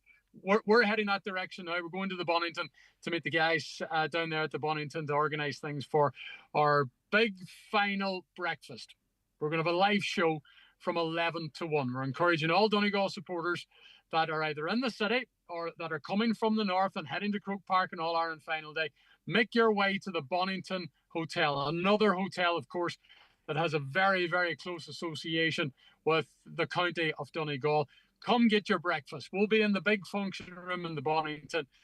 They'll be serving the breakfast, get fueled up for the big game. And at the same time, we're going to bring Mr. Greg Hughes along with us. He's not going to do a 9 till noon show. We're going to have a Donegal fan-based programme live from the stage in the function room in the Bonington Hotel. And there's going to be some brilliant live music. We'll be talking to the supporters. There's going to be a wonderful atmosphere, and there'll be no better way to build up to the big match. And of course, after that, then we're going to hightail it down the road off to Croke Park, and we'll have the All-Ireland final live for you in Highland. And Michaela, fingers crossed, if we won it, there'll be lots more to come after that too. Yeah, I'm nearly converted, Oisín, listening to you here. But you see, we had to bring a couple of Tyrone men onto this panel just to keep you happy, yeah, Michaela. Absolutely. But yeah, somebody had texted in earlier saying that they didn't see any flags around, but I think there's a great buzz in the county for this. There is a great fun. I was talking to a man this morning coming down the road that's going to give me a hand tomorrow to get Highland kitted out. We'll have to get the flags and the button up, Michaela, but you can see it starting to build. Next week, the flags will be out. The bunting will be out. It's all this short turnaround, Michaela. It makes it very strange compared to when we were previously involved in the final. But the message is to the Donegal supporters, you know what? Get your flags out. Be it in your house, be it in your businesses. Get the bunting up. Get behind this Donegal team because they have an opportunity to do something here. It's not just for the group. And Jim McGuinness talked about that last night when I spoke to him at the press conference. Obviously, the group are doing this and they want to do this. Just lost Oisín there, actually. Hopefully he'll come back. But the Road to Croker big match countdown, as you heard, Oisín, the panel launched there. There's a few thrown ones in there to keep everybody happy. But I think these panel discussions, and even, Oisín was out last week at a school in, I think it was Carndonagh, but I think it's great to hear how people prepare for matches, what the feeling is within local clubs, the excitement building, and, there's so many events that Highland Radio has planned, so make sure to get on board with that. So that is Monday coming, the big the Road to Croker Highland Radio. It's in support of Donegal GAA Team Training Fund and Northwest Special Olympics. So the big match countdown is on at the Clanry Hotel in Letterkenny on Monday, the 21st of July at 8 p.m. Oisín Kelly and Brendan Devaney will look ahead to the game with an expert panel of guests, and there will be live entertainment featuring David Craig and Darren Boot. And don't forget, also up for grabs is a number of Michael Murphy Sports Donegal goodie bags. Highland Radio's Road to Croker is in association with Highland Motors Letterkenny, and tickets for that event, as you heard Oisín say there, they are selling fast, so you can purchase a ticket for €20 on our website highlandradio.com. And I think it's great, just, you know, so many players and so many people that former players that have won an All-Ireland medal, to hear their input, hear what they think, you know, what Donegal can do, the support out there. As I said, I could nearly be converted myself. I don't know, my mum would probably kill me if I says I was turning to support Donegal, but it's a great buzz no matter who I think is in the All-Ireland final. I'm joined now on the line by Michael Doherty, owner of Seafront Restaurant. Good morning, Michael. Good morning. So, Michael, unfortunately, water, we hear so many stories about water outages, but unfortunately it hit yourself yesterday and you had to close the restaurant, is that right? Yes, we had no water whatsoever, so nobody could, with the B&Bs, couldn't even brush their teeth because there's no water coming to the taps. Naturally, financially we were hit terribly. The staff all had to go home. We pieced out some of them to do cleaning and stuff, but I mean, we have up to 50 staff here. And, you know, it's impossible to put a number on it or anything because we can't quantify like who's going to come in the door and who's not, or what they're going to order when they come in. But it was, you know, a substantial amount of money, of course. No, it's I think the lack of urgency, I guess is the word. And what I'm hearing from the county councillors, again, I must say, like Charlie, Martin, Ali, Albert, Porrig, Jack Murray, Joy, they all, Councillor Bradley, they all have been engaging with me and are on the phone and emailing. And they can't get any response from Irish Water. These are councillors and that have been elected. Yeah, and you believe they would have that direct channel, and it's not their fault. It's obviously the issue between Uisce Éireann and themselves. Well, they're being treated, in my opinion, with contempt. To be honest, like they have no satisfaction. They're having great difficulty. Martin was on the phone again to me this morning, and he said he had some luck with them, and sure enough, we have water this morning. Now, Irish Water did deliver a Bowser here yesterday of around about 3:30. But that's not much good.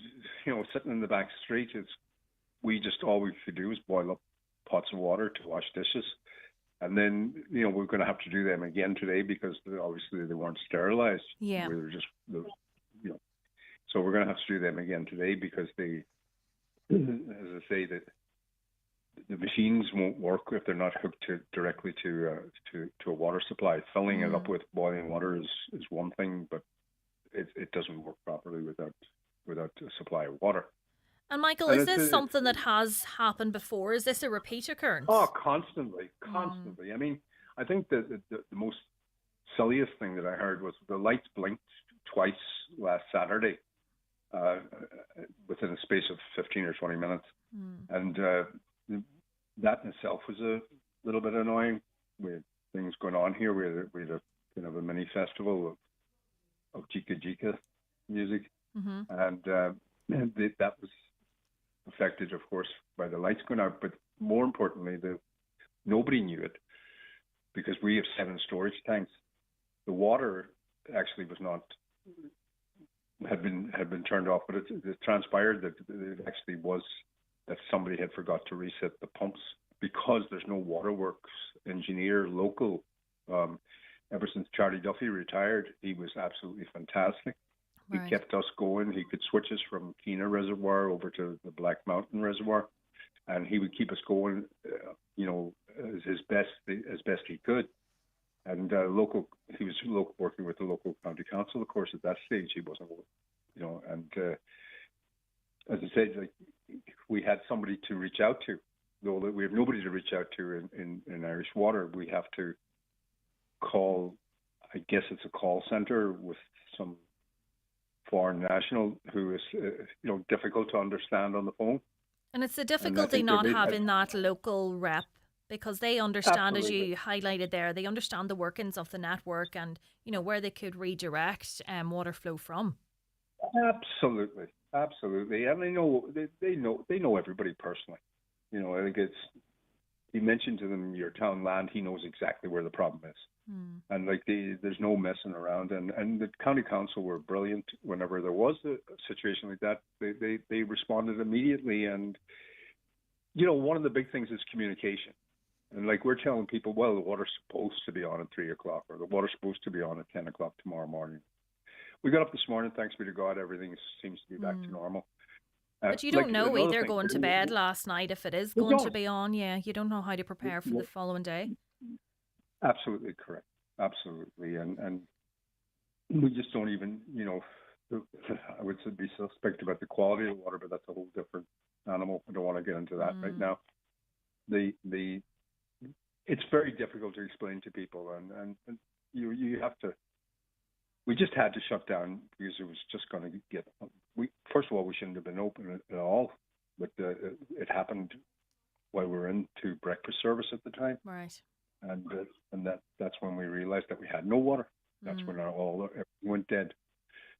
So we had no hot or cold, and that's to say, with all our we have additional storage in, and that it took it a while to go through that. But once we went through that, we had no backup whatsoever. Yeah. Michael, stay where you are there. I'm also joined by Councillor Ali Farn. Good morning, Councillor. How are you? I'm good, thanks very much. Councillor Farn, unfortunately, this is something that's affected yourself as well. Look, I live in Mallinhead, as everybody is well aware. But this last while, Inishowen's nearly like the Sahara Desert, unfortunately, and there's water outages in Moville, and I think there was ones in Burnfoot or whatever as well. The lack of water in 2025 affects a lot of people. And it's just not sustainable. You heard Michael talking there. You simply can't prepare for the next day. And how can businesses function like this? Well, I was out yesterday and I actually was talking to Michael, and I went over to Seaview Tavern to deliver calendars. And it was one of the saddest sights you could see, in truth. There was 7 or 8 staff probably sitting outside. And that was always in the place. The place was, a place that's normally bustling at this time of year. This is the 12th week, for heaven's sake. Donegal is, we set ourselves as a destination for tourists. We try our best to promote tourism. And over the years, we've been doing fantastic work, Lonely Planet Awards. And we have TBEX coming here now in September, which will hopefully help drive the tourism industry in the whole of Donegal. And then yet, on Monday morning, all I heard on Highland Radio was water outages in the west of the county, water outages in Inishowen. We have Mallinhead, one of the top visitor locations probably in Donegal. We have a public toilet block that has been closed yesterday and remains closed as of yet today because the water pressure hasn't built up enough to be able to open it. So what is the visitors when they come, but that's it. You as a local and us, say, in the media putting out these water outage alerts. But tourists, they're not going to be tuned to Highland Radio all the time. They're not going to see that there's water outages. So they might just say that these facilities aren't up to standard. I'm not giving out about Highland Radio for putting it out, because it has to be, the message has to go out that, Irish Water, as a councillor, as a rookie councillor, I've got the opportunity to meet Irish Water once since we were elected. I don't know when I'm going to be able to sit down in a room with Irish Water next. I haven't a notion. To be able to highlight the concerns of all the areas that I would represent. Yet, when the water goes off, my phone rings to say, when's the water coming on? And, we are endeavouring our best to be immediate, but it's not right that Irish Water are not putting the infrastructure in here to this area. You know, they don't have the staff. Like you heard Michael talk about a gentleman who's retired. He hasn't been properly replaced. There's a boy covering for him, but he's also covering other areas. So we need more staff. Irish Water need to put staff into this area so that we can remedy problems very, very fast. Like on last Sunday, the water was running in Mallintown all day. There was nobody was there to turn it off onto the Monday morning, which meant that the reservoir was leaking all the time overnight. These are simple things that Irish Water could do better. They need to. There's 400 meters of pipeline up the road that was to be replaced 3 or 4 years ago. That hasn't been replaced. You know, so that's the issue at the moment. The government our water supply to a body that are at the moment not fit for purpose, and in my opinion, and they're leaving a very, very bad taste in this area. Like I was speaking to a lady who was down in this area for a week's holidays and was left on Tuesday morning or yesterday morning because there was no water. You know, that's I own a caravan park which is well known, and a lot of the people would be down there this week, and a lot of them have left to go home. And it's not just me; it's the knock-on effect to the local shop, to the local restaurant. So you know. But that's it. They might question then, should we keep our caravan in this area? You know, if this is going to be, you know, repeated, if there's going to be repeated outages. Yeah, it is concerning. Like the sight last night at Seaview Tavern on a beautiful evening where you would normally have 40 to 50 people sitting outside, and it was ghost town. And you know, because they can't open. Like what does that say? Like ice machines don't work with no water. You know, toilets can't be flushed. And remember this. We're here talking about the tourism. Like the local people here are suffering as a result. The people who can't turn up for their shifts and don't get paid because there's no work for them. The likes of the farmer who can't that has cattle in the field with water troughs that they're paying water rates for as well, and they're not getting water. So there's a knock-on effect right around that. You know, people with children can't make bottles or can't. You know, so it's Irish Water need to do better.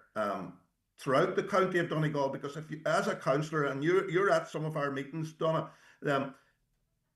Irish Water seem to be an elephant in the room all the time, but they're everywhere. They're invisible. Yeah, and even, you know, I was at a recent Glenties Municipal District meeting, and, you know, they're saying again, they were talking about houses for Fulcara, and, you know, they just can't get that meeting with Uisce Éireann to decide exactly what's happening, what's going to happen in the future. And it's just, it is that knock-on effect, the housing, the tourism, you know, the local economy. And I suppose it comes at a time now when the Commission for the Regulation of Utilities has decided that water charges for businesses are going to increase, but you don't even have the water to pay for. Well, I am one of them customers that, and if you're a week late with your payment or 2 weeks late, they're able to make contact with you, but you can't contact them. That is you know, they're faceless when it comes to problem solving and things like that. So, and like other councillors are saying to me, because I'm new and I'm a rookie, they're saying, you know, look, you may forget about them because they're not helping us in one bit. And you know, people like, as a representative for the 100% Redress Party, we were elected to talk about defective concrete blocks and things like that.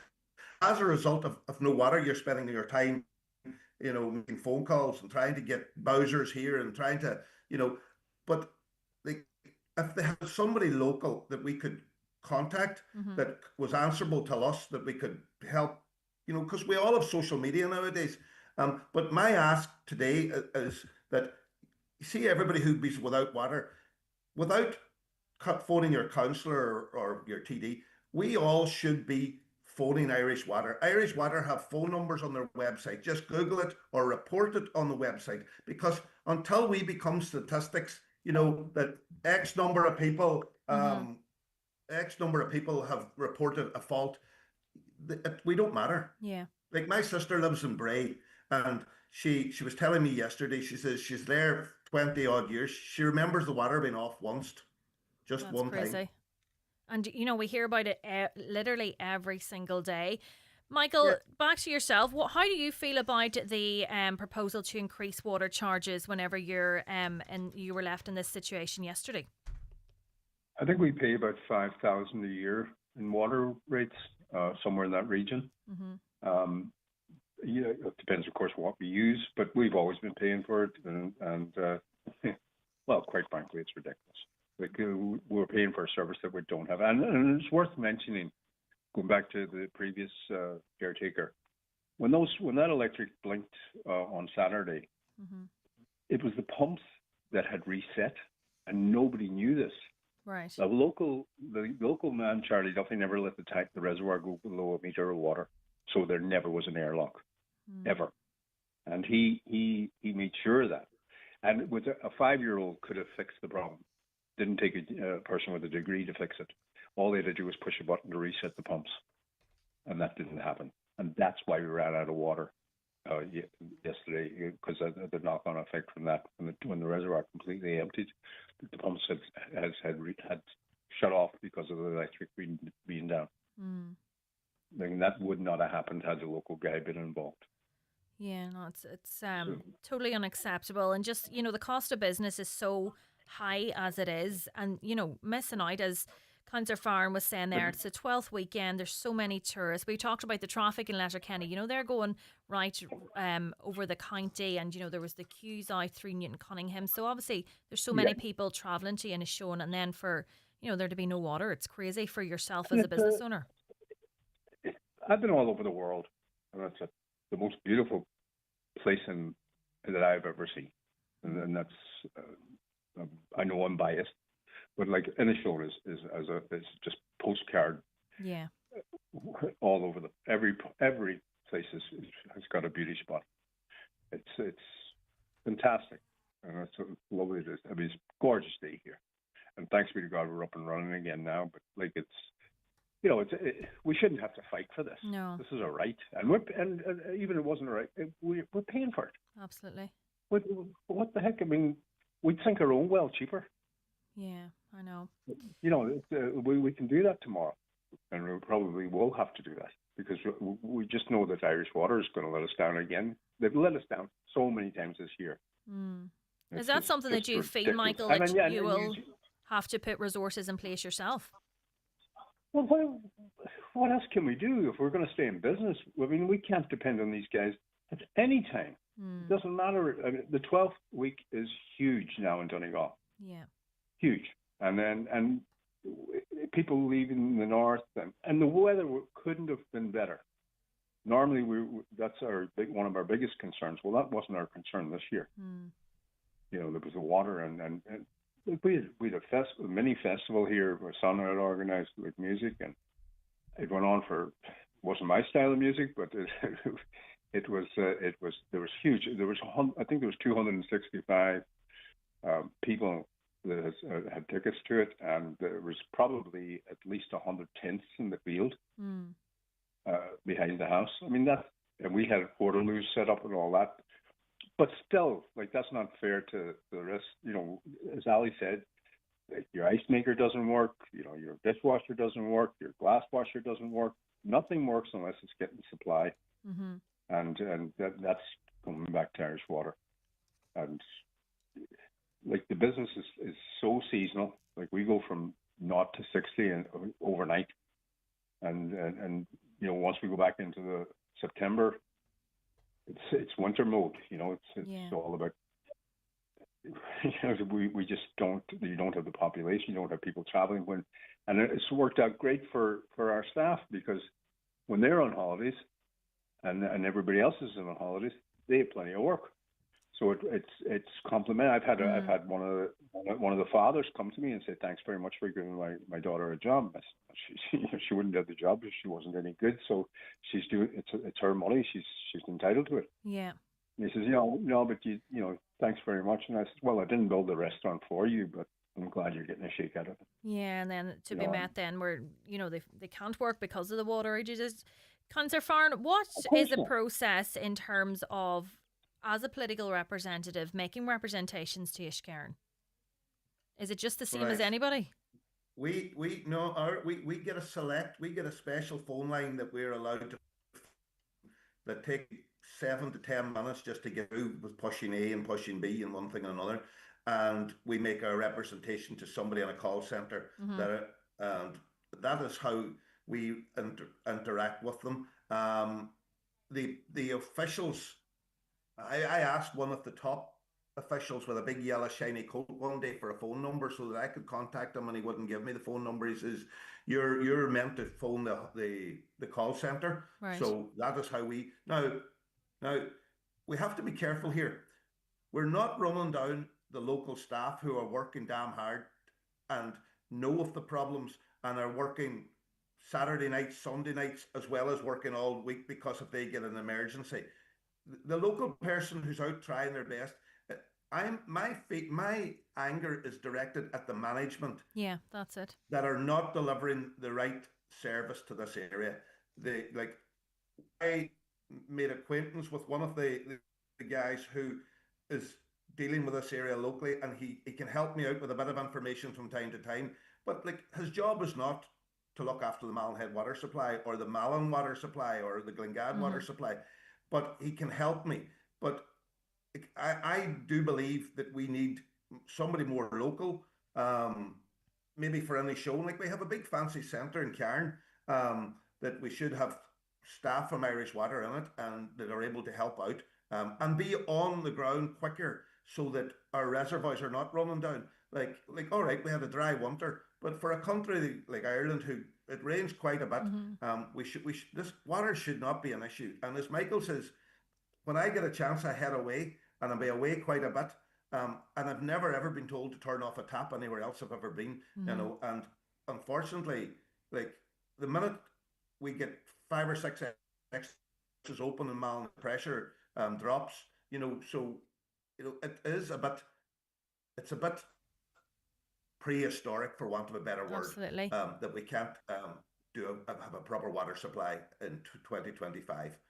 Because surely in this day and age, there could be something that, we could harvest the water that is collected during the rainy months. It just seems to go into the reservoir and whatever it goes then. But, there must be something that they can be done I think the statistic is over 50% of the water in Ireland is lost through leaking. That says a lot. Yeah. But, we have 400 metres of pipe lying in a field up the road and it's only 400 metres. A right contractor would put it in 2 or 3 days. Even he took a week. But that would alleviate a lot of our breakdowns. And then in turn, that breakdowns, you wouldn't be paying overtime for staff to come out on a Saturday or Sunday to try and fix it. And, it would just alleviate a lot of problems. And in turn, we're looking to get that road tarred, but the council will not tar that road because of the breakages that are on that road. Because there's no point in them putting a lovely tarmac on for the Irish Water to be digging it up the next week. So there's a major issue with infrastructure, and Irish Water are, in my opinion, to blame. Every time we're looking about housing and planning and one thing and another, the biggest issue is, will Irish Water be able to supply water? And everything appears to be years down the line. It's going to take, till 2028. By the time it's all done, I would imagine. Councillor Ali Farron and Michael Doherty, owner of Seafront Restaurant, thank you so much for joining me. I'm also joined on the line by Mary. Good morning, Mary. Good morning. Mary, you live in Castlefin.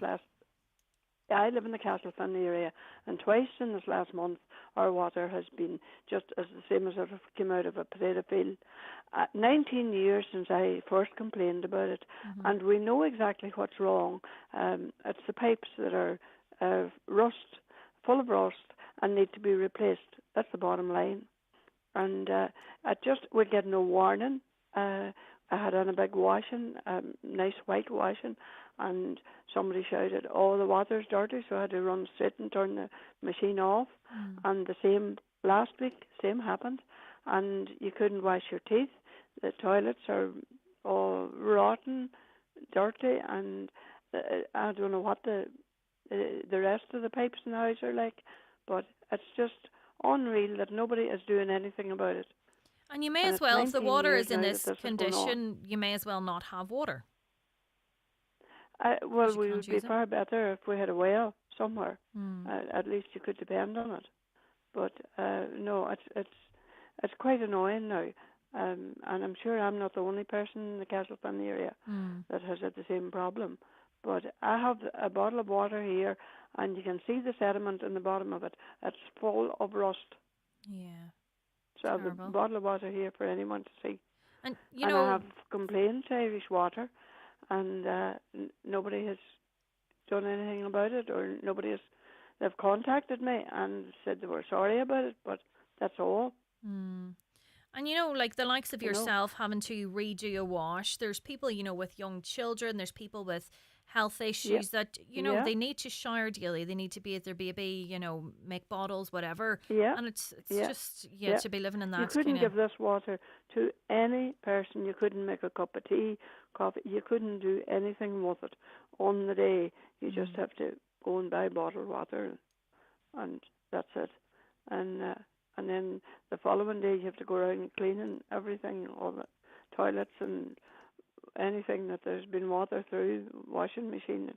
It's very unfair that in this day and age that it hasn't been seen to. Yeah, definitely. And what does that's Irish just Water my say to complaint. you whenever whenever you do contact them? Oh, they wrote me a letter and said that they would contact me about it. But I'm still waiting. Yeah. So, and then last week it was the same thing, and even at 10 o'clock at night I went to wash my teeth and I couldn't wash my teeth. Crazy. So, and if you had anyone coming to the house, you would be ashamed. Yeah, you just can't prepare for anything. You can't, and you can't let anyone drink it, or a child, because it's going to cause disease, or it's definitely going to cause problems. Yeah. So that's my complaint about it. Yeah. Oh, Mary, thanks so much. And thank you for highlighting for it joining us this morning. Thank you. And I suppose the more people talk about it, the more hopefully Irish Water does listen. So that's why it's always important, and we feel, we like to give people a voice there. So there might be somebody listening that could help those who are either without water, or, as Mary was explaining there, their water source is totally unreliable. We'll be back now in a couple of minutes. The 9 till noon show with Letterkenny Credit Union, now offering mortgages from 40,000 to 600,000 euro with no hidden fees or transaction charges.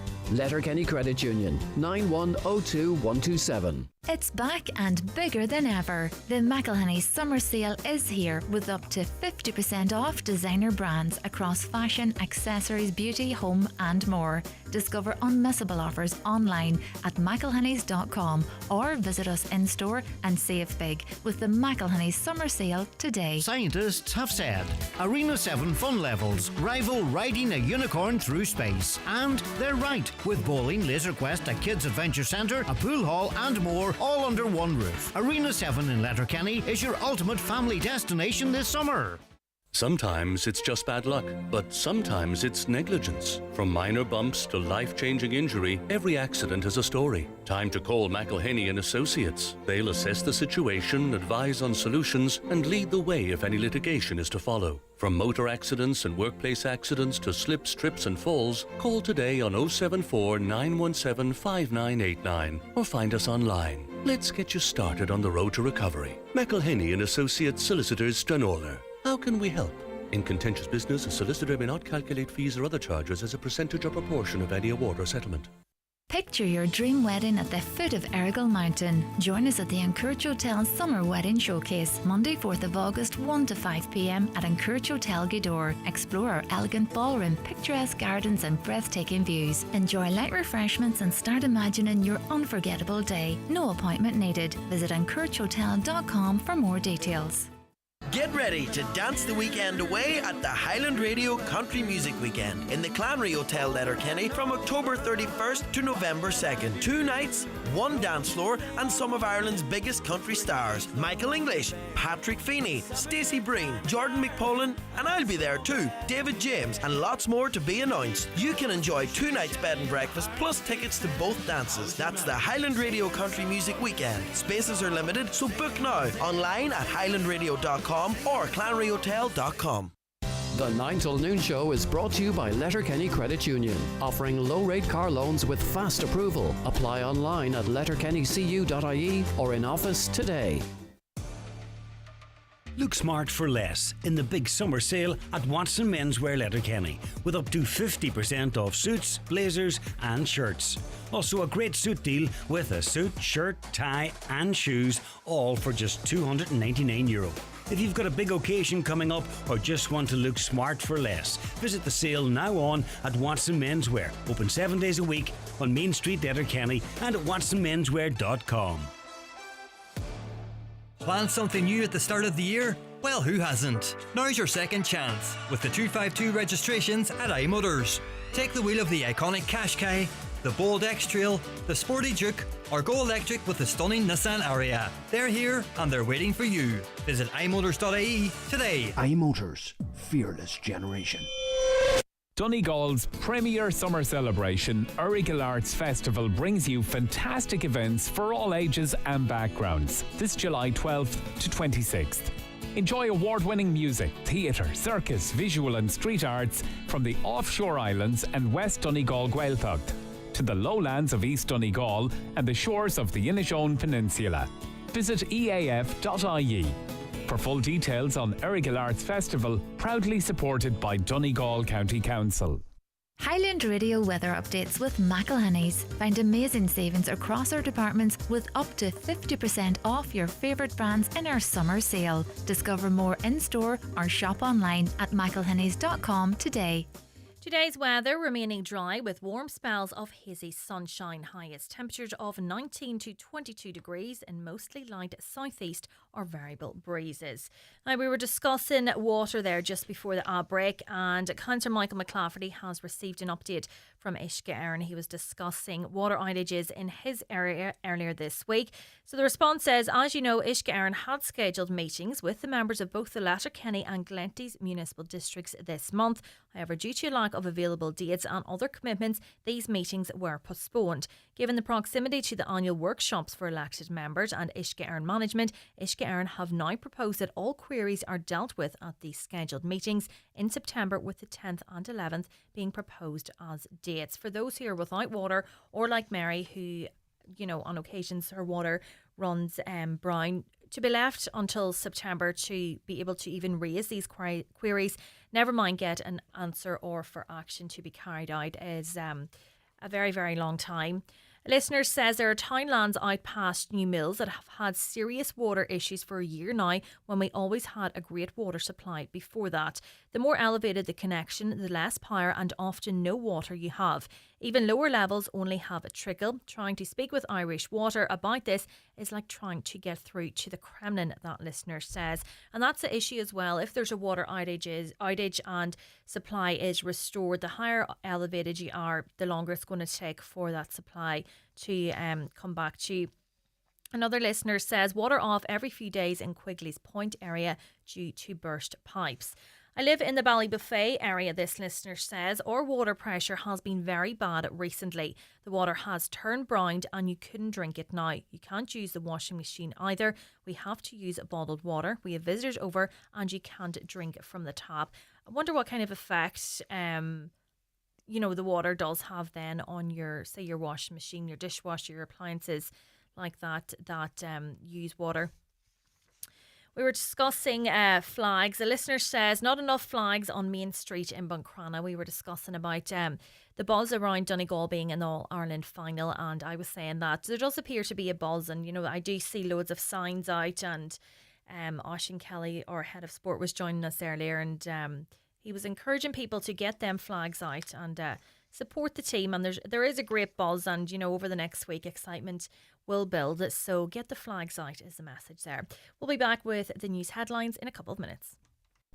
Highland Bakery brings the magic to your morning tea break. Golden scones, still warm, soft in the middle and impossible to resist. Look for the packet with the rabbit on it. Fresh from the oven to your local shop. 25 years of Highland Bakery.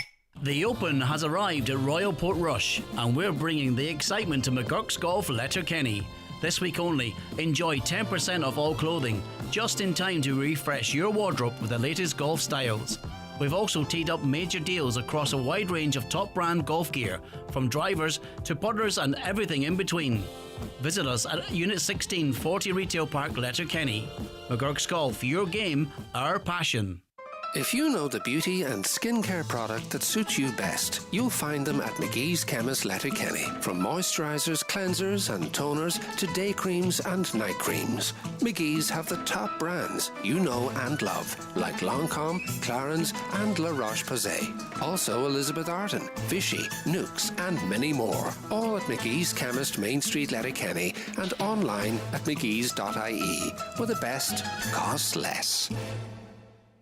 At Eclipse Cinemas, Bundoran and Lifford Strabane, the stars shine brighter. This isn't just a trip to the movies, it's a VIP experience. Sit back in luxury as your favourite pizza, yummy, hot food and a cold drink are delivered right to your seat in any studio. But for the ultimate treat, step into the Director's Lounge, our most popular destination. Enjoy the film, enjoy the food and savour the experience. Only at Eclipse Cinemas, Bundoran and Lifford Strabane. In the lead up to the All-Ireland final, join us for Highland Radio's Road to Croker, supporting the Donegal GAA Team Training Fund and the Northwest Special Olympics.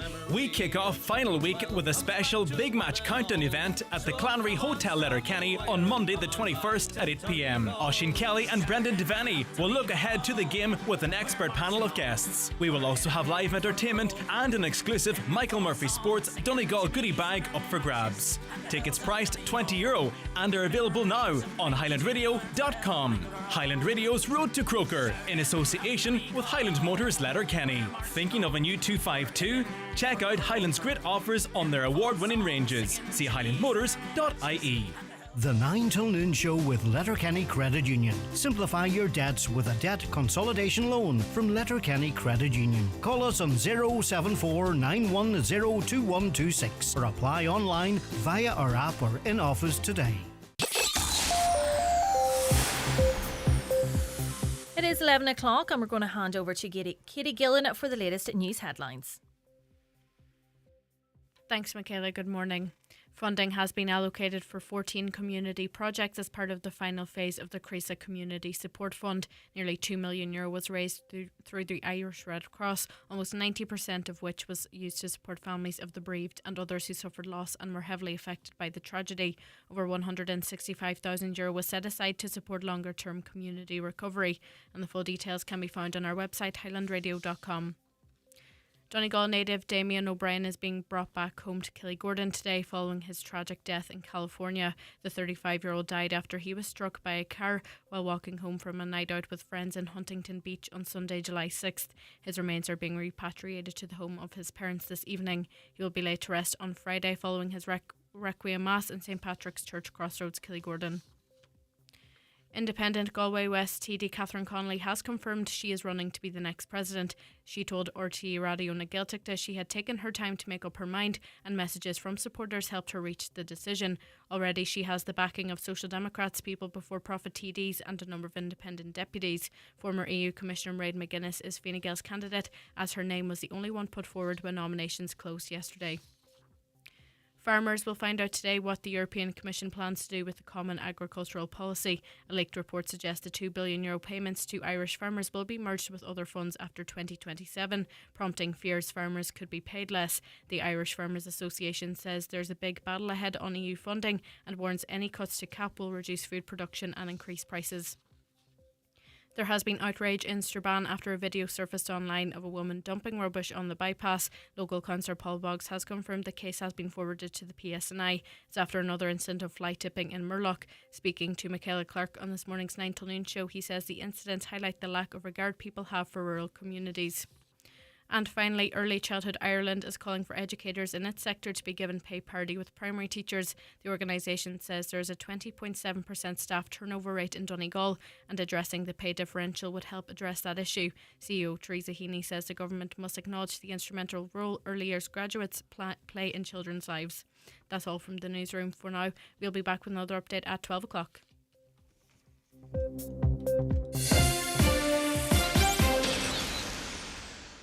Batch cooking never used to be a thing, but makes so much sense.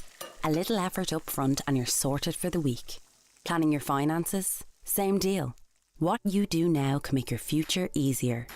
So visit the AIB Life Hub in your AIB mobile banking app For all the information and ingredients you need on investments, protection and pensions. AIB, for the life you're after. Allied Irish Banks plc is tied to AIB Life for life and pensions business. Allied Irish Banks plc is regulated by the Central Bank of Ireland. Sale Assurance DAC trading as AIB Life is regulated by the Central Bank of Ireland. Allied Irish Banks plc is a 50% holding in Sale Assurance DAC. Welcome back to the 9 till noon show. It's Michaela Clarke in for Greg Hughes, and we're into the last hour of today's show. And I'm delighted now to be joined in studio by Gertie Monagle, committee member of the Friends of the Inishowen Hospice, as well as Patricia Collins, committee member of the Friends of the Inishowen Hospice, Paul Sloan, who is a friend of the late John Collins and musician, and Janet Cook, who's also going to play for us a little later. So a fundraiser is being organised in memory of John Collins, who passed away in October 2024, and there is an event now coming up later this week. So Paul, we'll go to yourself first, if you want to tell us a little bit about John. Yeah, I met John first of all back in 1998 at a session in Rodden's pub in Moville. Thereafter, through music, we built a solid friendship, which has gone through our families for 27 years now. The highs and lows, supporting each other. John originally is a Limerick man from Garryowen. I'm very proud of it. He met Mary in England. They were both immigrants back in those days. Came back to Ireland, lived for a while down in County Clare and Shannon, and then moved to Donegal. Recently, somebody told me they remember Mary told them that John became more Donegal than she was. I think one way or another, his soul was in Limerick, but his heart was in Moville and Donegal. Yeah. He was a man of great faith. He committed himself. He was involved in everything, involved in gospel choirs. He was involved in choirs in Derry. And at the drop of a hat, John will give you a song. And it was fitting that that's how I met him and how we built our friendship. He loved his hurling, loved his golf. Great family man, loved his grandchildren, his own children. But a solid member of the community in Greencastle. Everybody knew him through either his profession as an electrician, or as a musician, or as just a friend and a golfer. John took ill a couple of years back. He was diagnosed with stomach cancer. The culmination of that was that he had major surgery, which involved the removal of his entire stomach. But John being John, in no time at all, he was back playing music, playing golf. And at that time, the Friends of Inishowen had come to his door and offered him support through his recovery. And he himself declared at that stage that this is the charity I want to raise money for. Yeah. In fact, in March 2024, we were asked to play at a 70th birthday party up in the shanty in Greencastle. And they asked him about a fee, and he said, there is no fee, just make a donation to my charity. That's lovely. And that was the start of it. Unfortunately, then he had setbacks, but we assured him that this fundraiser would take place when he was well again. Unfortunately, we lost him on the 6th of October last year. And it's taken us until now to fulfil his wishes. What I will say is, over the years, John made a lot of friendships through music. So that's why we've musicians from England, from Kerry, from Belfast, and from Moville and Greencastle gathering this Friday night as a culmination of a fundraiser to raise funds for the Friends of Inishowen Hospice.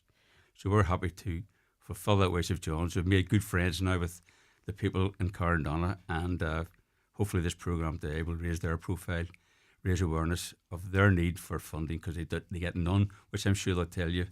They're well able to tell you themselves they get no funding from Dublin. They're reliant entirely on donations, and that's where we're coming from. And I think that's lovely, that element of music. It brings so many people together, and John's memory now can live on, and this is an event to raise money, but it's in memory of John too, and an event for people to gather to remember him. Yes, it absolutely is. We're expecting a big crowd Friday night. At the minute, the GoFundMe is around €3,000. There's a raffle going on in Greencastle and Moville, and it reports back sales are good, and we're expecting €1,000 plus out of that, even more. We're hesitant to think bigger again, but I'm sure and certain that we'll raise that. And he himself would be absolutely delighted. John's initial idea was he would sit outside the local pubs with a bucket and sing songs and people throw in a few euros. Yeah. We told them, no, John, hold back. We can do it bigger than that. And that's what's come about. Yeah, you know. brilliant. So, Gertie Monagle, committee member of the Friends of the Inishowen Hospice. I'm going to come to yourself now. How important is this local fundraising for the hospice? Absolutely essential for the hospice. And it's only through people like Paul here that we have, as Paul has explained, we don't have any funding from the government at all. It's all raised by local charities for the charity. People who get benefit from the hospice would do a gig or a fundraiser, and that's where all the money comes from. Yeah, and I suppose that, you know, you provide so many services, you know, cancer support services, and, you know, it's not just a place for the patient themselves, it's for the family as well. So this funding's vital. Absolutely, absolutely.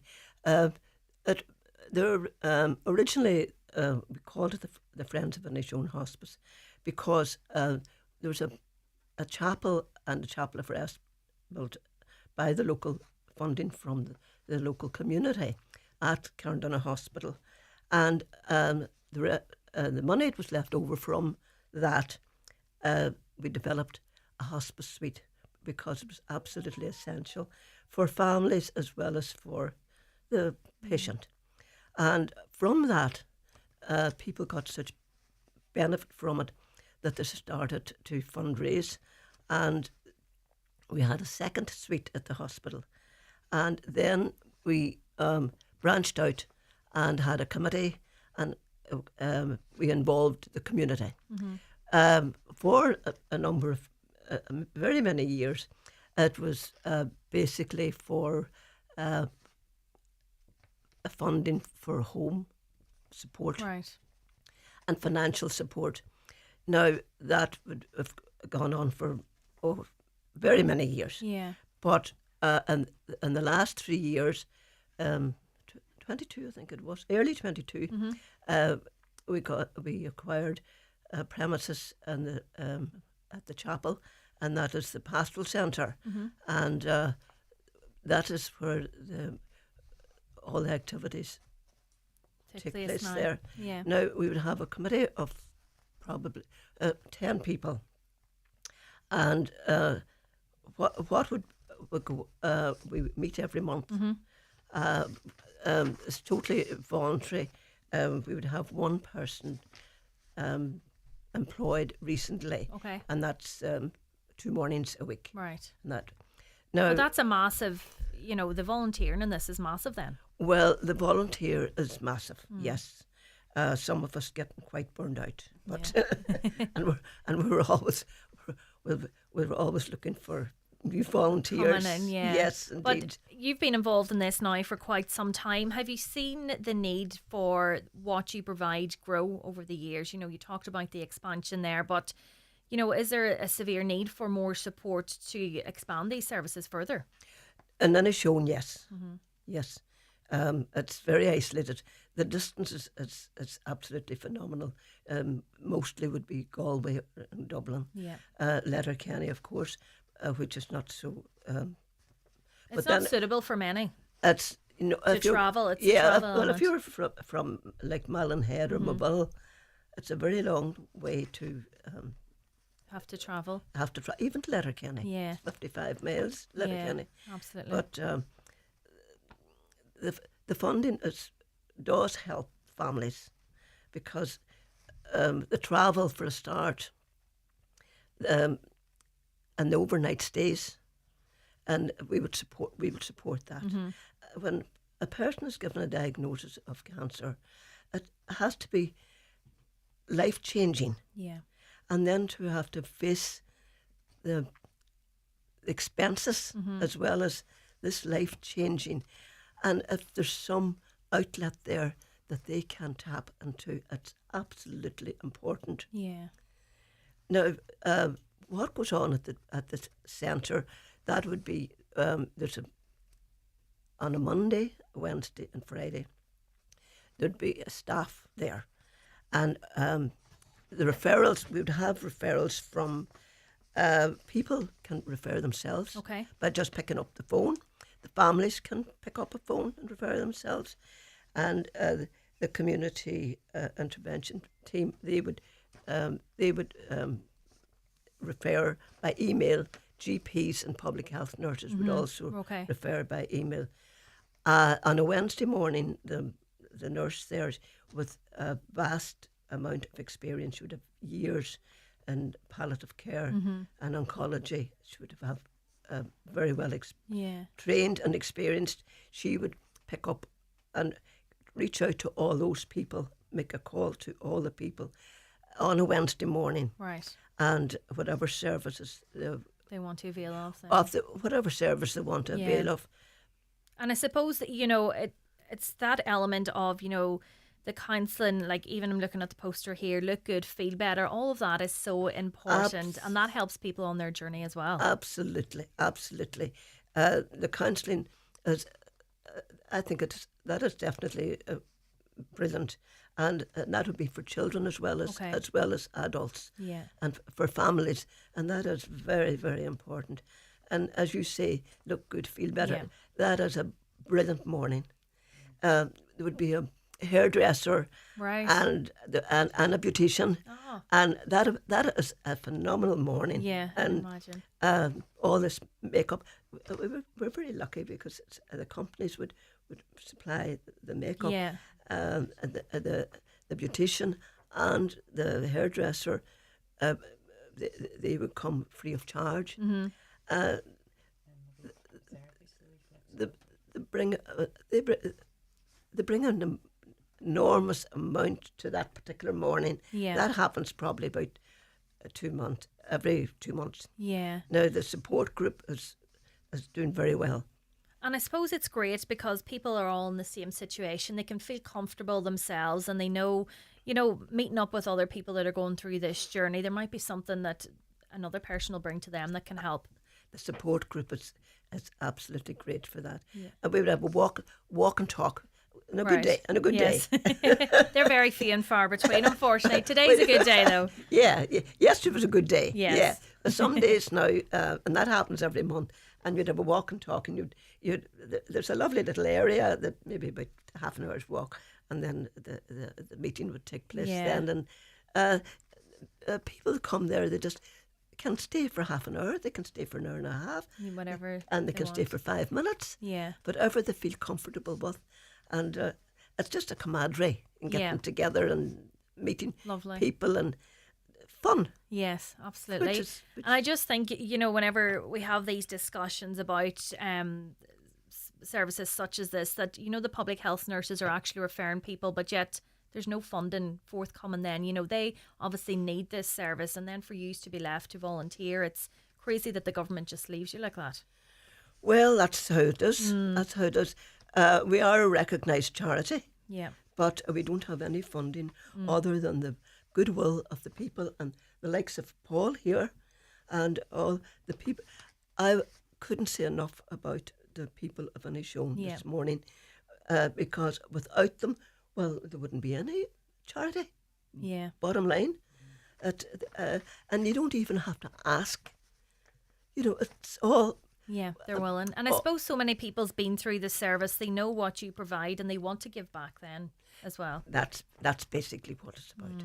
But it's the people out there that makes you go on. Or encourages you to go on. Definitely. But and joined as well by Patricia Collins. Patricia, you're being very quiet there, but you're in more in as a support capacity, aren't you, for Gertie? Is there anything you'd like to add? We do the complementary therapies as well, reflexology, yoga, all that, and clients do avail of that there, and they enjoy it very much. Yeah, and I suppose that's such a support mechanism as well, and it's a relaxation as well as moving with the yoga as well. It really helps them. And as going back to we have a bus now, a volunteer bus driver who will take patients from their home to different clinics that they have to go to, and that's paid for by the Friends of Inishowen Hospice. Yeah, and that's brilliant because we Yeah. talked to Gertie earlier about, say, you have to travel to Galway or Letterkenny, and that, that bus being on is absolutely hugely beneficial to them. Yeah. Can I just come in with Yes. one little point? We need 5 days' notice. Okay. For if anybody needs if it. anyone needs it. Okay. And everyone can avail of it if there's 5 days' notice. Plan ahead. Yeah.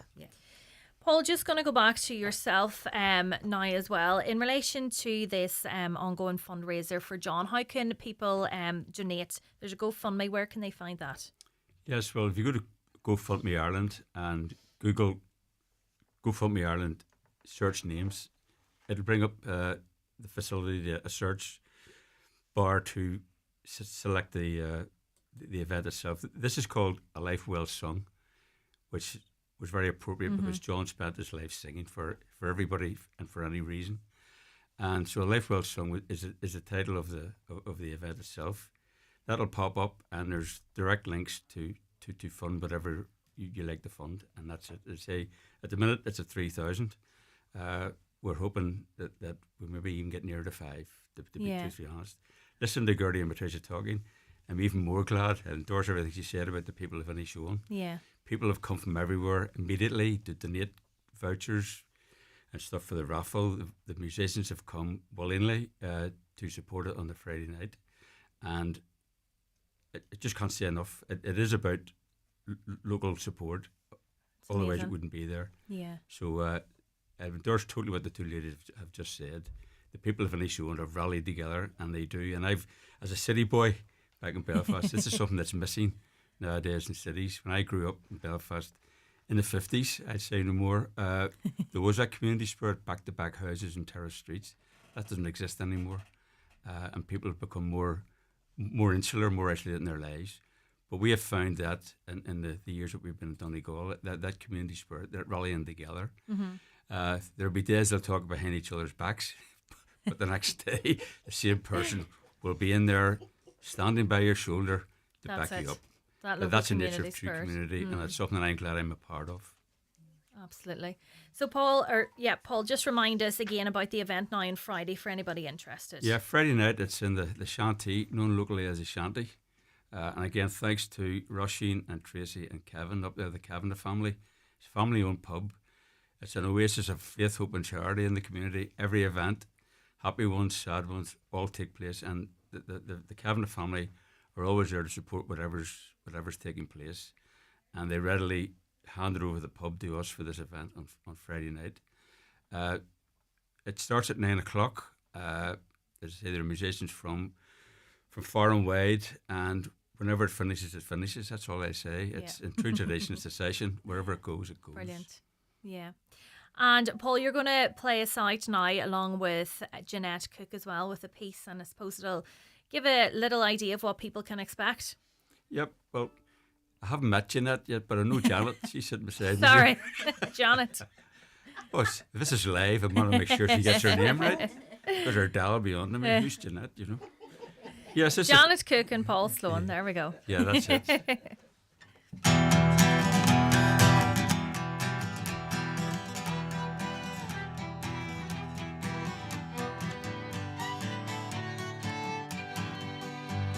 All you did hear the news is going round.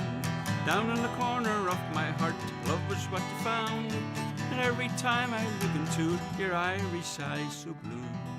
They seem to whisper, darling boy, my love is all for you. Oh, Molly, my Irish Molly, oh, my sweet Creeslough Cree. I lay off my trolley, my Irish Molly, when you're near springtime, you know it's ring time. Come, dear, now don't be slow. Change your name, go on, begin, Begorra, and I'll do the same. My Irish Molly, oh.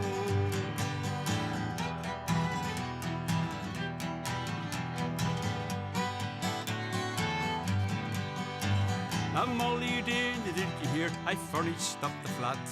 2 tiny little rooms and a bath and a welcome on the mat. £5 down in 2 weeks, we soon be out of debts. It's all complete except they haven't bought the cradle yet. Oh, Molly, my Irish Molly, my sweet Creeslough Cree, I'm fairly of my trolley, my Irish Molly. When you are near springtime, you know it's ring time. Come dear, now don't be slow. Change your name, go on, begin, Begorra, and I'll do the same. My Irish Molly,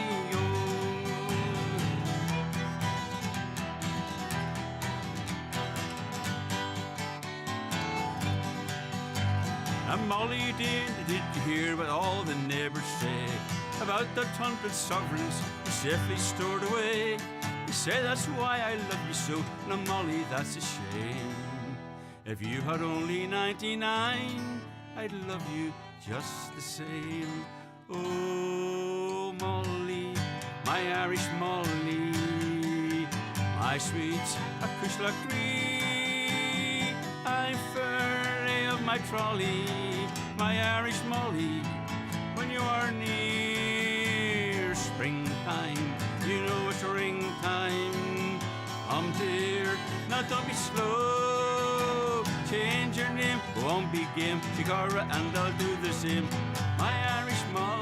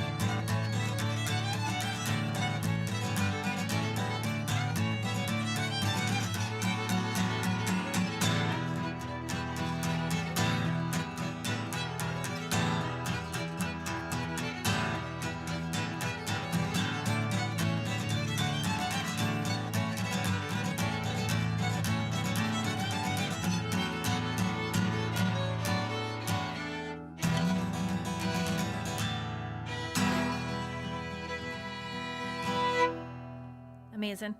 Well, if that's anything to go by, we need to all get down on Friday night. Wish you well with the fundraiser. That's Janet Cook.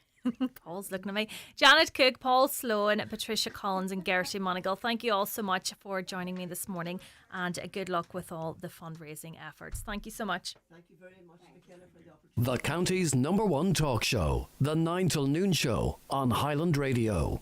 The 9 till Noon Show is brought to you by Letterkenny Credit Union. Digital loans now available. Apply online or via our app today and get your loan transferred directly to your current account. Great news for Lidl shoppers. We've introduced Lidl points on the Lidl Plus app. Earn points every time you shop. Then simply cash them in for money off vouchers or your favourite items for free. The more you shop, the more you save. Scan the new and improved Lidl Plus app today. T's and C's apply. Unmissable deals at Evolve Clothing. Tommy Hilfiger jeans only €50. Chinos and jeans from just €10. Summer sale is on now at Letterkenny Retail Park or shop online at evolveclothing.com. Stocks won't last. Oakfest 2025 returns to Oakfield Park this September 6th and 7th. 2 days, 2 stages, 1 unforgettable weekend. Enjoy live music, incredible food and drink, and glamping under the stars, all in one of Ireland's most spectacular settings. Saturday, live and original, featuring Wet Wet Wet, Boney M, Racy, and the Whistling Donkeys. Sunday, Legends Reimagined, with tribute performances to the Eagles, Blondie, Springsteen, and more. Tickets are going fast. Get yours now at oakfieldpark.com. This summer, whatever adventures you're planning, you can make them cleaner and greener with Certa HVO fuel. Right now, Certa is price matching HVO to diesel, so making the move to cleaner motoring is easy. Plus, every time you fill up with HVO at a Certa forecourt or depot, you could win great weekly prizes. And you may also be in with a chance to win a luxury family break at Foda Island Resort. So fuel up for cleaner, greener summer adventures with Certa HVO. For details and T's and C's, visit certaireland.ie/summer. In the lead up to the All-Ireland final, join us for Highland Radio's Road to Croker, supporting the Donegal GAA Team Training Fund and the Northwest Special Olympics. We kick off final week with a special big match countdown event at the Clanry Hotel Letterkenny on Monday the 21st at 8 p.m. Oisín Kelly and Brendan Devaney will look ahead to the game with an expert panel of guests. We will also have live entertainment and an exclusive Michael Murphy Sports Donegal goodie bag up for grabs. Tickets priced €20 and are available now on highlandradio.com. Highland Radio's Road to Croker, in association with Highland Motors Letterkenny, and the all-new Dacia Duster from just €199 per month. Refreshed looks, sophisticated yet practical and tough. Now also available in hybrid. Highland Radio Time Checks brought to you by EirGrid, the operator and developer of Ireland's electricity grid. EirGrid, powering up communities, powering up Ireland. The time is... The time is almost 11:30. A couple of your comments coming in. I was at Lag Beach yesterday in Malin. There were 2 fellas very far out and you aren't allowed to swim there. They had no idea that you couldn't swim there. They could have been in danger. There's a small sign outside the chapel, but you wouldn't see it. The council needs to erect more signage. We have a lot of foreign visitors that don't know our water and they could end up in danger. Water safety is very important, that listener says, and indeed it is. In relation to that last conversation, this message comes in from Brian. Gertie is a retired nurse and matron. She was a great nurse. I can see the hospital centre from where I'm sitting. I never knew that this service was available. Now I know the service is available thanks to Highland Radio. I wish them all the best with their future endeavours and I will be thinking about them. Gertie does everything voluntarily and never asks for anything. Well done, Gertie, and the friends of Inishowen Hospice. And indeed, I was just saying to them off air there that until you have these kind of conversations, you don't know exactly what services are there and what's available for people unless you need to use the services firsthand. Coming up now in a couple of minutes, we're going to be speaking to the author of Kincora, Britain's Shame. So it'll be a very interesting conversation, so stay tuned. The 9 till noon show is brought to you by Letterkenny Credit Union, with monster loans available up to €60,000 for all occasions. Visit letterkennycu.ie. Carrickdon's sizzling summer sale now on. Reductions of up to 50% off in all departments. Shop the summer sale in stores nationwide or online at carrickdon.com. Looking for a great day out right here in Donegal? Step into the Crawley Distillery Visitor Experience. Proudly voted one of the best places to visit by TripAdvisor. Set in a beautifully restored historic building, it's where the story of Crawley whisky comes to life. Take a guided tour, explore the rich history and enjoy a warm fáilte in the heart of the Gaeltacht. Book now at thecrawleydistillery.com. Connolly's Audi Sligo is bringing the showroom to you. Join us on Canal Road, Letterkenny from July 14th to 19th for the 252 Audi All Access Test Drive event. Experience the thrill of driving the all-new Audi A5, the impressive Audi Q7 or the refined Audi A6 all in one place. Explore our full range of petrol, diesel, plug-in hybrid and fully electric Audi models. Don't miss this chance to test drive your dream car with Audi Sligo. To book your appointment, call 071 911 5333 or visit connellys.ie. Crawford Tiles and More, Castlefin. Massive 3-day yard clearance sale. Thursday the 17th to Saturday the 19th of July. Unmissable deals on tiles and bathware. Back to wall toilets, €149. Freestanding baths, €599. White 600 vanity unit and tall boy set, only €499. Tiles slashed by 50 to 70%, starting at just €10. Take home on the day. Don't miss the bargain of a lifetime at Crawford Tiles and More. 3-day yard clearance, Thursday the 17th to Saturday the 19th of July. Call 07491 43942.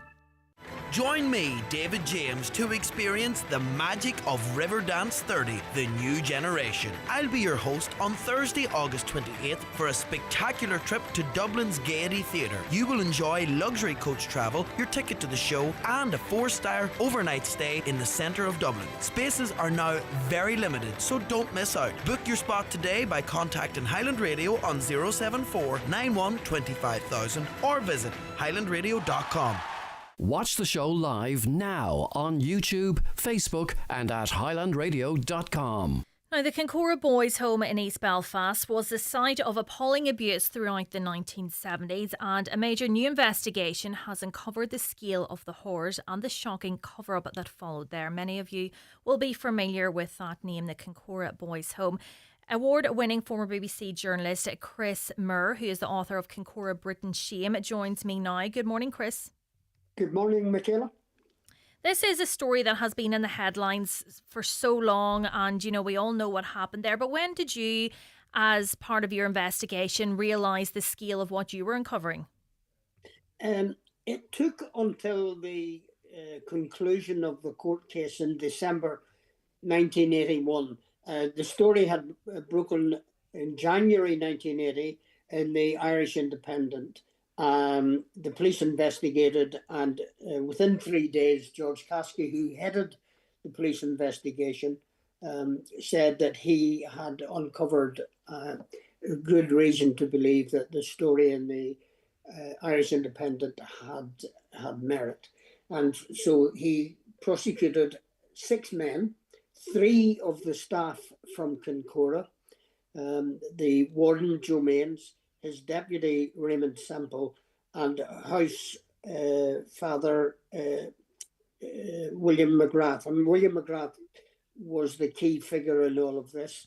After the trial, which lasted only a day, we were expecting McGrath to carry on with his not guilty plea, and therefore there would have been a trial and a ventilation of the facts. And by that stage, we were beginning to get a sense, and when I say we, I mean the public and the reporters, were beginning to get a sense that there was some Secret Service, British Secret Service involvement or links to Creggan.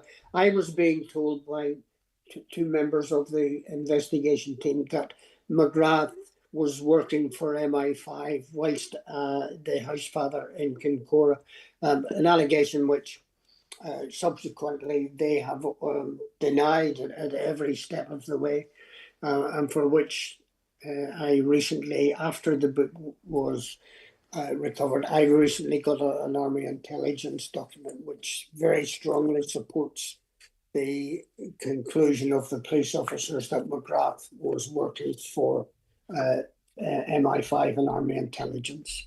And to think that the abuse of this scale was covered up to such an elite level that MI5 was involved, it's absolutely crazy to think that in this day and age, you know, we trust, authorities like this with so much that, you know, these young boys were, you know, what they were forced to do is unimaginable, and that MI5, you know, effectively just covered it all up.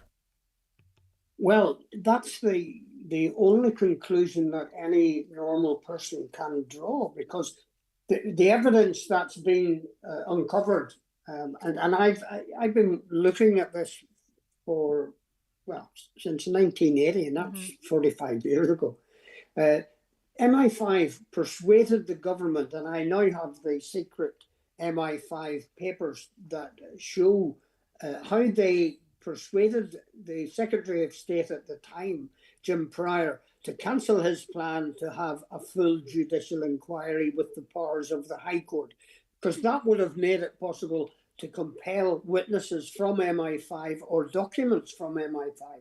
And they didn't want that.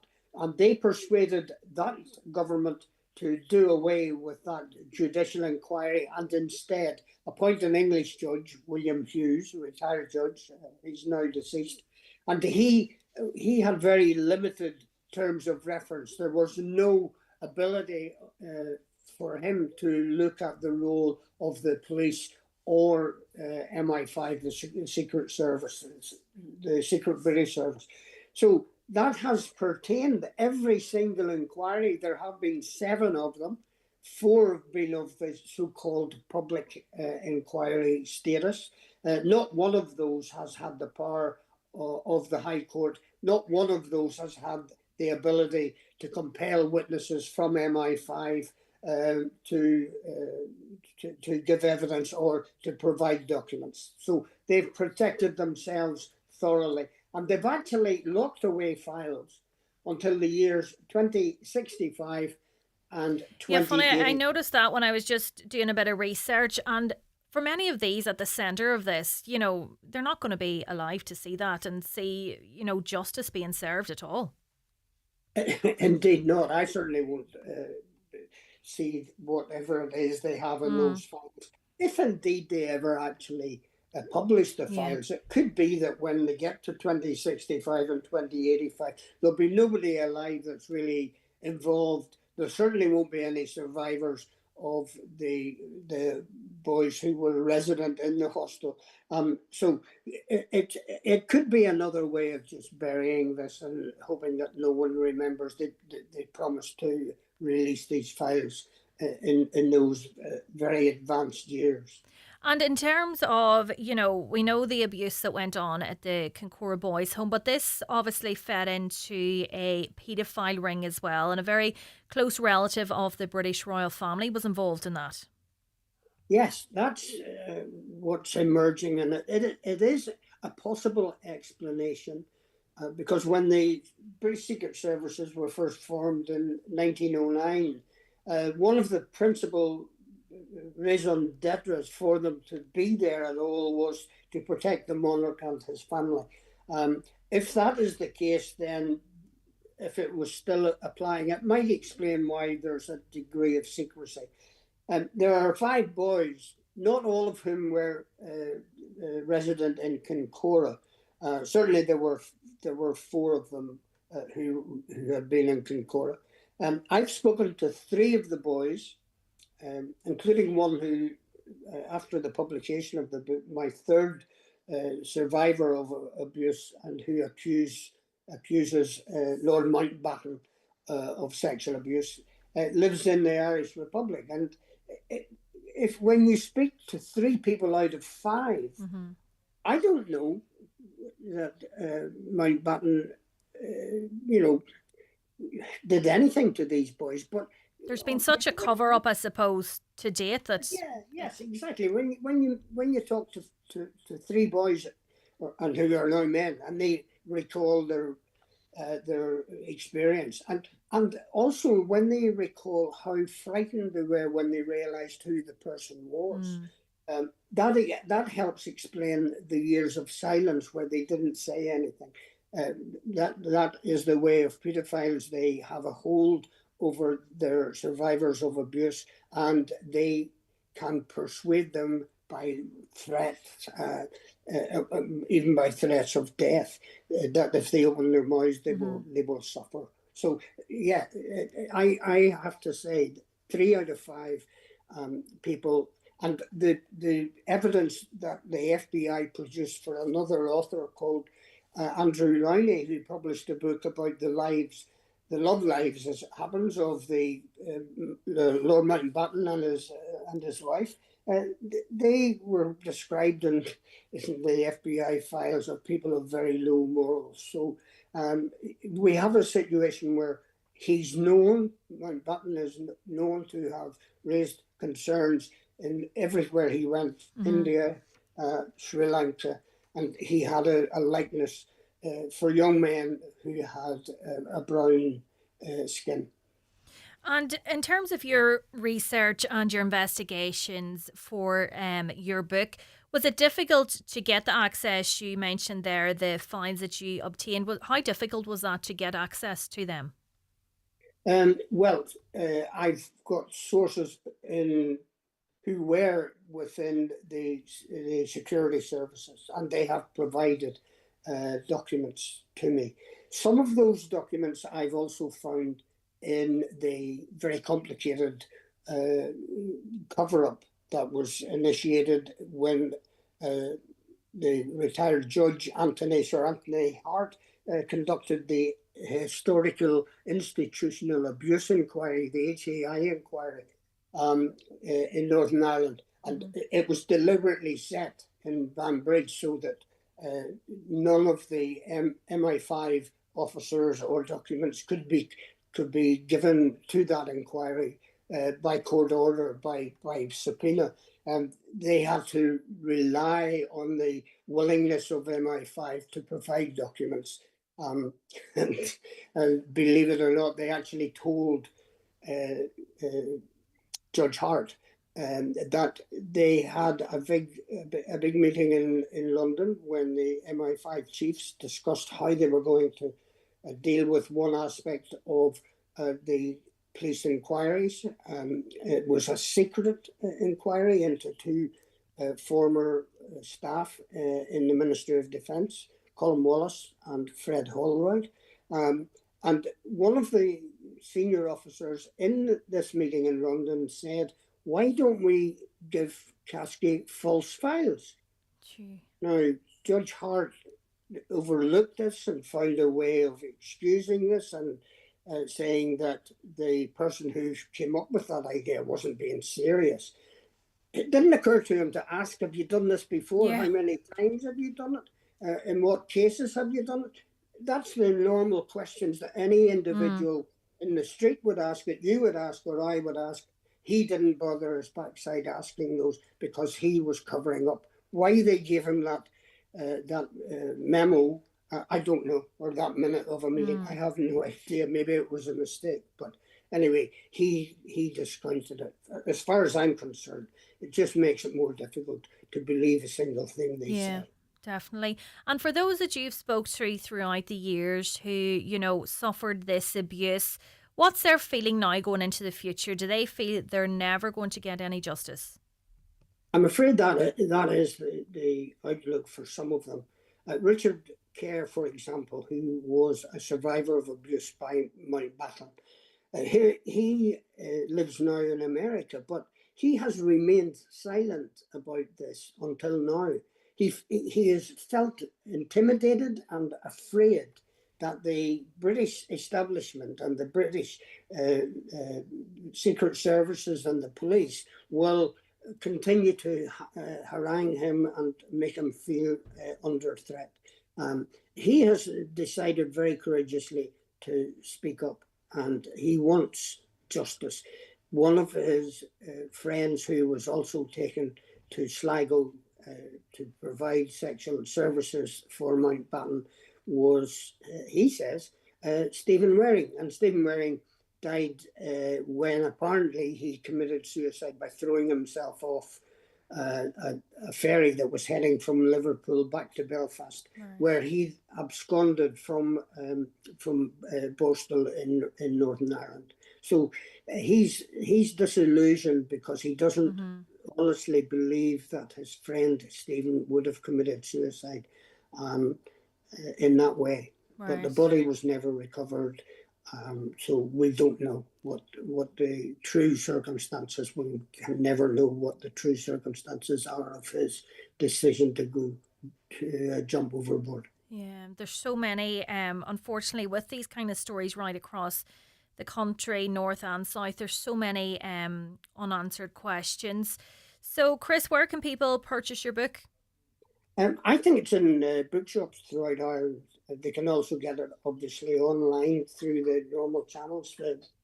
Kincora, the Britain's Shame, is for sale on Amazon, I know for sure. And I'm sure other shops in Britain have it, but not so many in Britain have it. You would have to search around for the shops that have it then.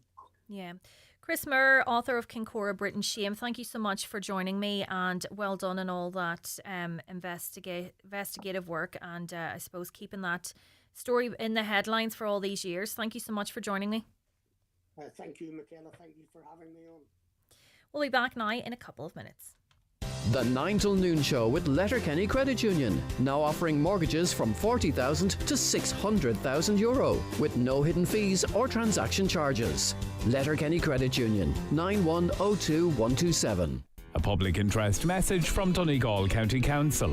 To continually improve our customer service, we're introducing a new online payment system called MyCoco. This will be rolled out on a phased basis and will initially be offered to our housing rent customers and then to our housing loan and commercial rate customers. Visit donegalcoco.ie/mycoco for more information and registration details. Donegal County Council, serving its customers and supporting local businesses.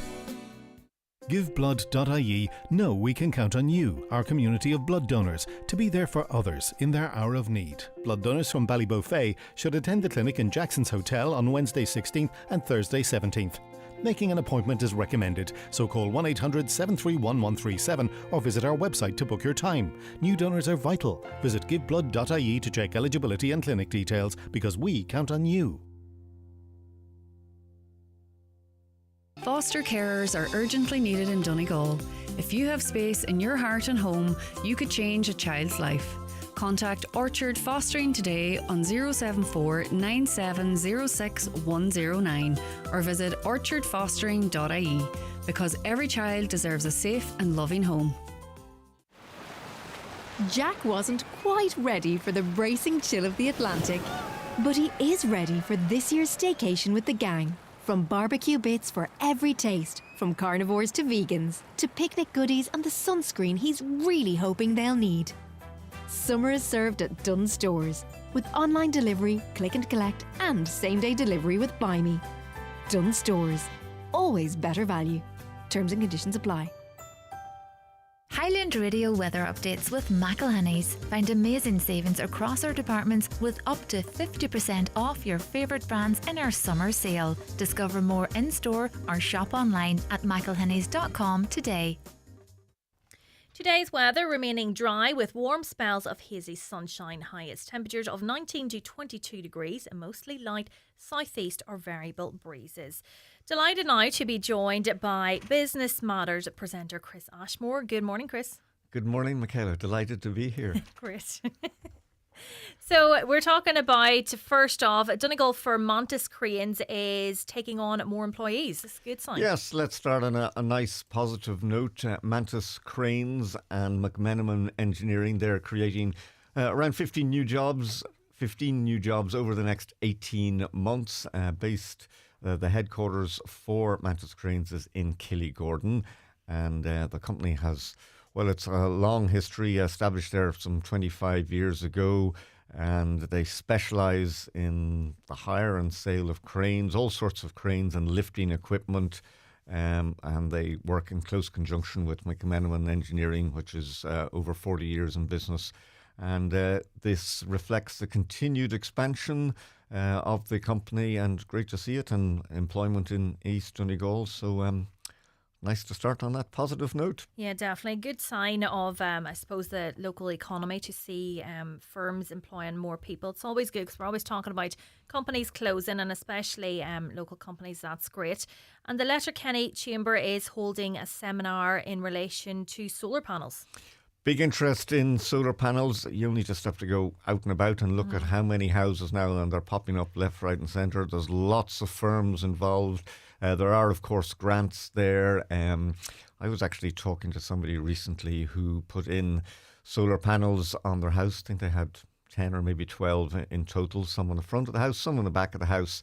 And, of course, if you generate more electricity than you need, you can feed it back into the grid, you get a credit. But anyway, their electric bill for the month of May, which was very sunny, to run their house was €6. €6 for the entire month. For the month. So they say typically the cost of installing the solar panels, around 5 years to get the payback. Right. But you can just see that it's a win-win situation. I suppose the biggest difficulty for a lot of people is just getting that little bit of money up front for it. And when I say little, it's not little.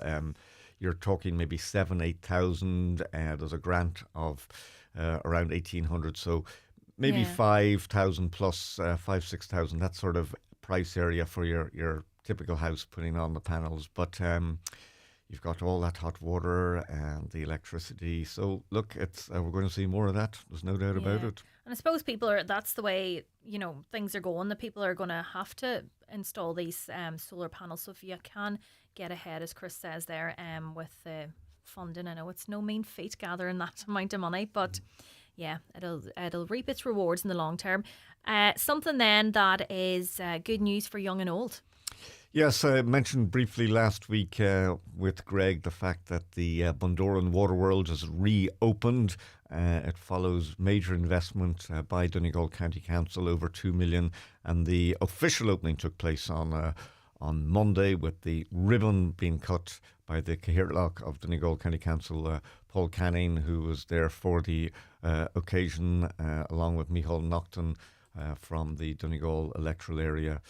The chair down there, and I suppose it's a vote of confidence in the whole Waterworld complex, which attracts around 50,000 visitors annually. So every year, that's a lot. It's a lot of people when you consider that the bulk of those visitors are sort of in the summer months. So very popular place. So there's new dressing rooms. There's a new area to have a coffee and watch people in the pool, etc., and all the usual attractions. And, it's, I suppose, it shows there would be a feeling that maybe Donegal lacks in the number of sort of high-profile visitor attractions like that. And hopefully we will see more to come. There's, of course, the project down in Dunree. There's several others in the pipeline. And particularly to give the option of something indoors as well. Yeah. Definitely, especially with the weather we have here, you need as many indoor facilities as possible. There's concerns as well about the EU Common Agricultural Policy reform. Yes, now this is something that broke today. I'm bringing it in here because it'll affect businesses throughout Donegal if this goes ahead. The European Commission is basically it's proposing a merger of the Common Agricultural Policy funding with a number of other fundings. Now, the Irish economy benefits to the tune of around 2 billion a year in these cap payments to farmers. So in Donegal, it runs into hundreds of millions a year. And if there are changes here and less money coming to the farmers, obviously there'll be the knock-on effect for them personally, and also the spin-off, less disposable income. This is just, as I say, really broken this morning, and we're going to hear a lot more about this. And not surprisingly, the farm organisations already have reacted, as have a number of politicians. So there'll be quite a debate on it. As is the case with a lot of European Commission proposals, they can get flagged, but it can be quite a long time before things actually happen. So we'll wait and see. So what can people look forward to on this week's episode of Business Matters, Chris? Well, I thought it might be timely to speak to somebody in the motor trade, given that we've had the figures out for the first 6 months of the year. Car sales in Donegal are up slightly on the same period last year. Significantly, there has been a 45% increase in the registration of electric vehicles in Donegal. So we seem to have turned the corner there. There had been sort of a bit of a bumpy period there for electric car sales, but there's no doubt about it. The trend is towards more electric cars and also hybrid vehicles. And I've been speaking with Seamus McLaughlin, the managing director of iMotors in Drumkeen and Malin. And I think we have a clip here about him, how he's talking about how in particular hybrid models have a particular appeal for people in counties like Donegal. You know, the best of both worlds. So if you're living in town, you're using battery power most of the time, and then if you're going outside the county, if you're going, you're using your engine. But I think probably government, they don't seem to be, they seem to be taking the grants and pushing us more towards EV rather than the hybrid or plug-in hybrid. It's all down to CO2 emissions. Like, we have to save CO2 emissions. We have to get the emissions down, because there's going to be big fines coming if the CO2s aren't reduced, and they'll not want that. So personally, I think that the plug-in hybrid's a great stepping stone, but you're getting more range to the battery on them and stuff, and you don't have to plug it in all the time. So remind listeners, Chris, where they can hear more and when. Well, the programme goes out on Sunday after the 6 o'clock news, and the podcast will be available shortly on the Highland Radio website. And we have to give a mention to the golf in Portrush. Yes, major event. The Open Championship, estimated around 280,000 fans have snapped up tickets for the 153rd Open. And the last one, they reckoned it was worth around 100 million for the whole Northwest economy, and this time they're talking about 120 million, that's sterling, and there is of course a spin-off effect. There'll be a ripple effect. Donegal set to benefit as well, and golfing tourists generally, figures show, spend about 4 times the average spend by a tourist, so it's big money, and Donegal will feel the positive side of it as well. Yeah, it's amazing. I love seeing events. Not that I'd be a major golfer, but I love seeing events like this coming to the Northwest. It is great, and to obviously show other interested parties that we can host such events. Well, that's it. That's where we have to leave it on this show this morning. My thanks to Donna Marie Doherty and Shannon Wilkin for all their help. John Breslin is up next on Around the Northwest, and we'll be back tomorrow morning. The 9 till noon show is brought to you by Letterkenny Credit Union.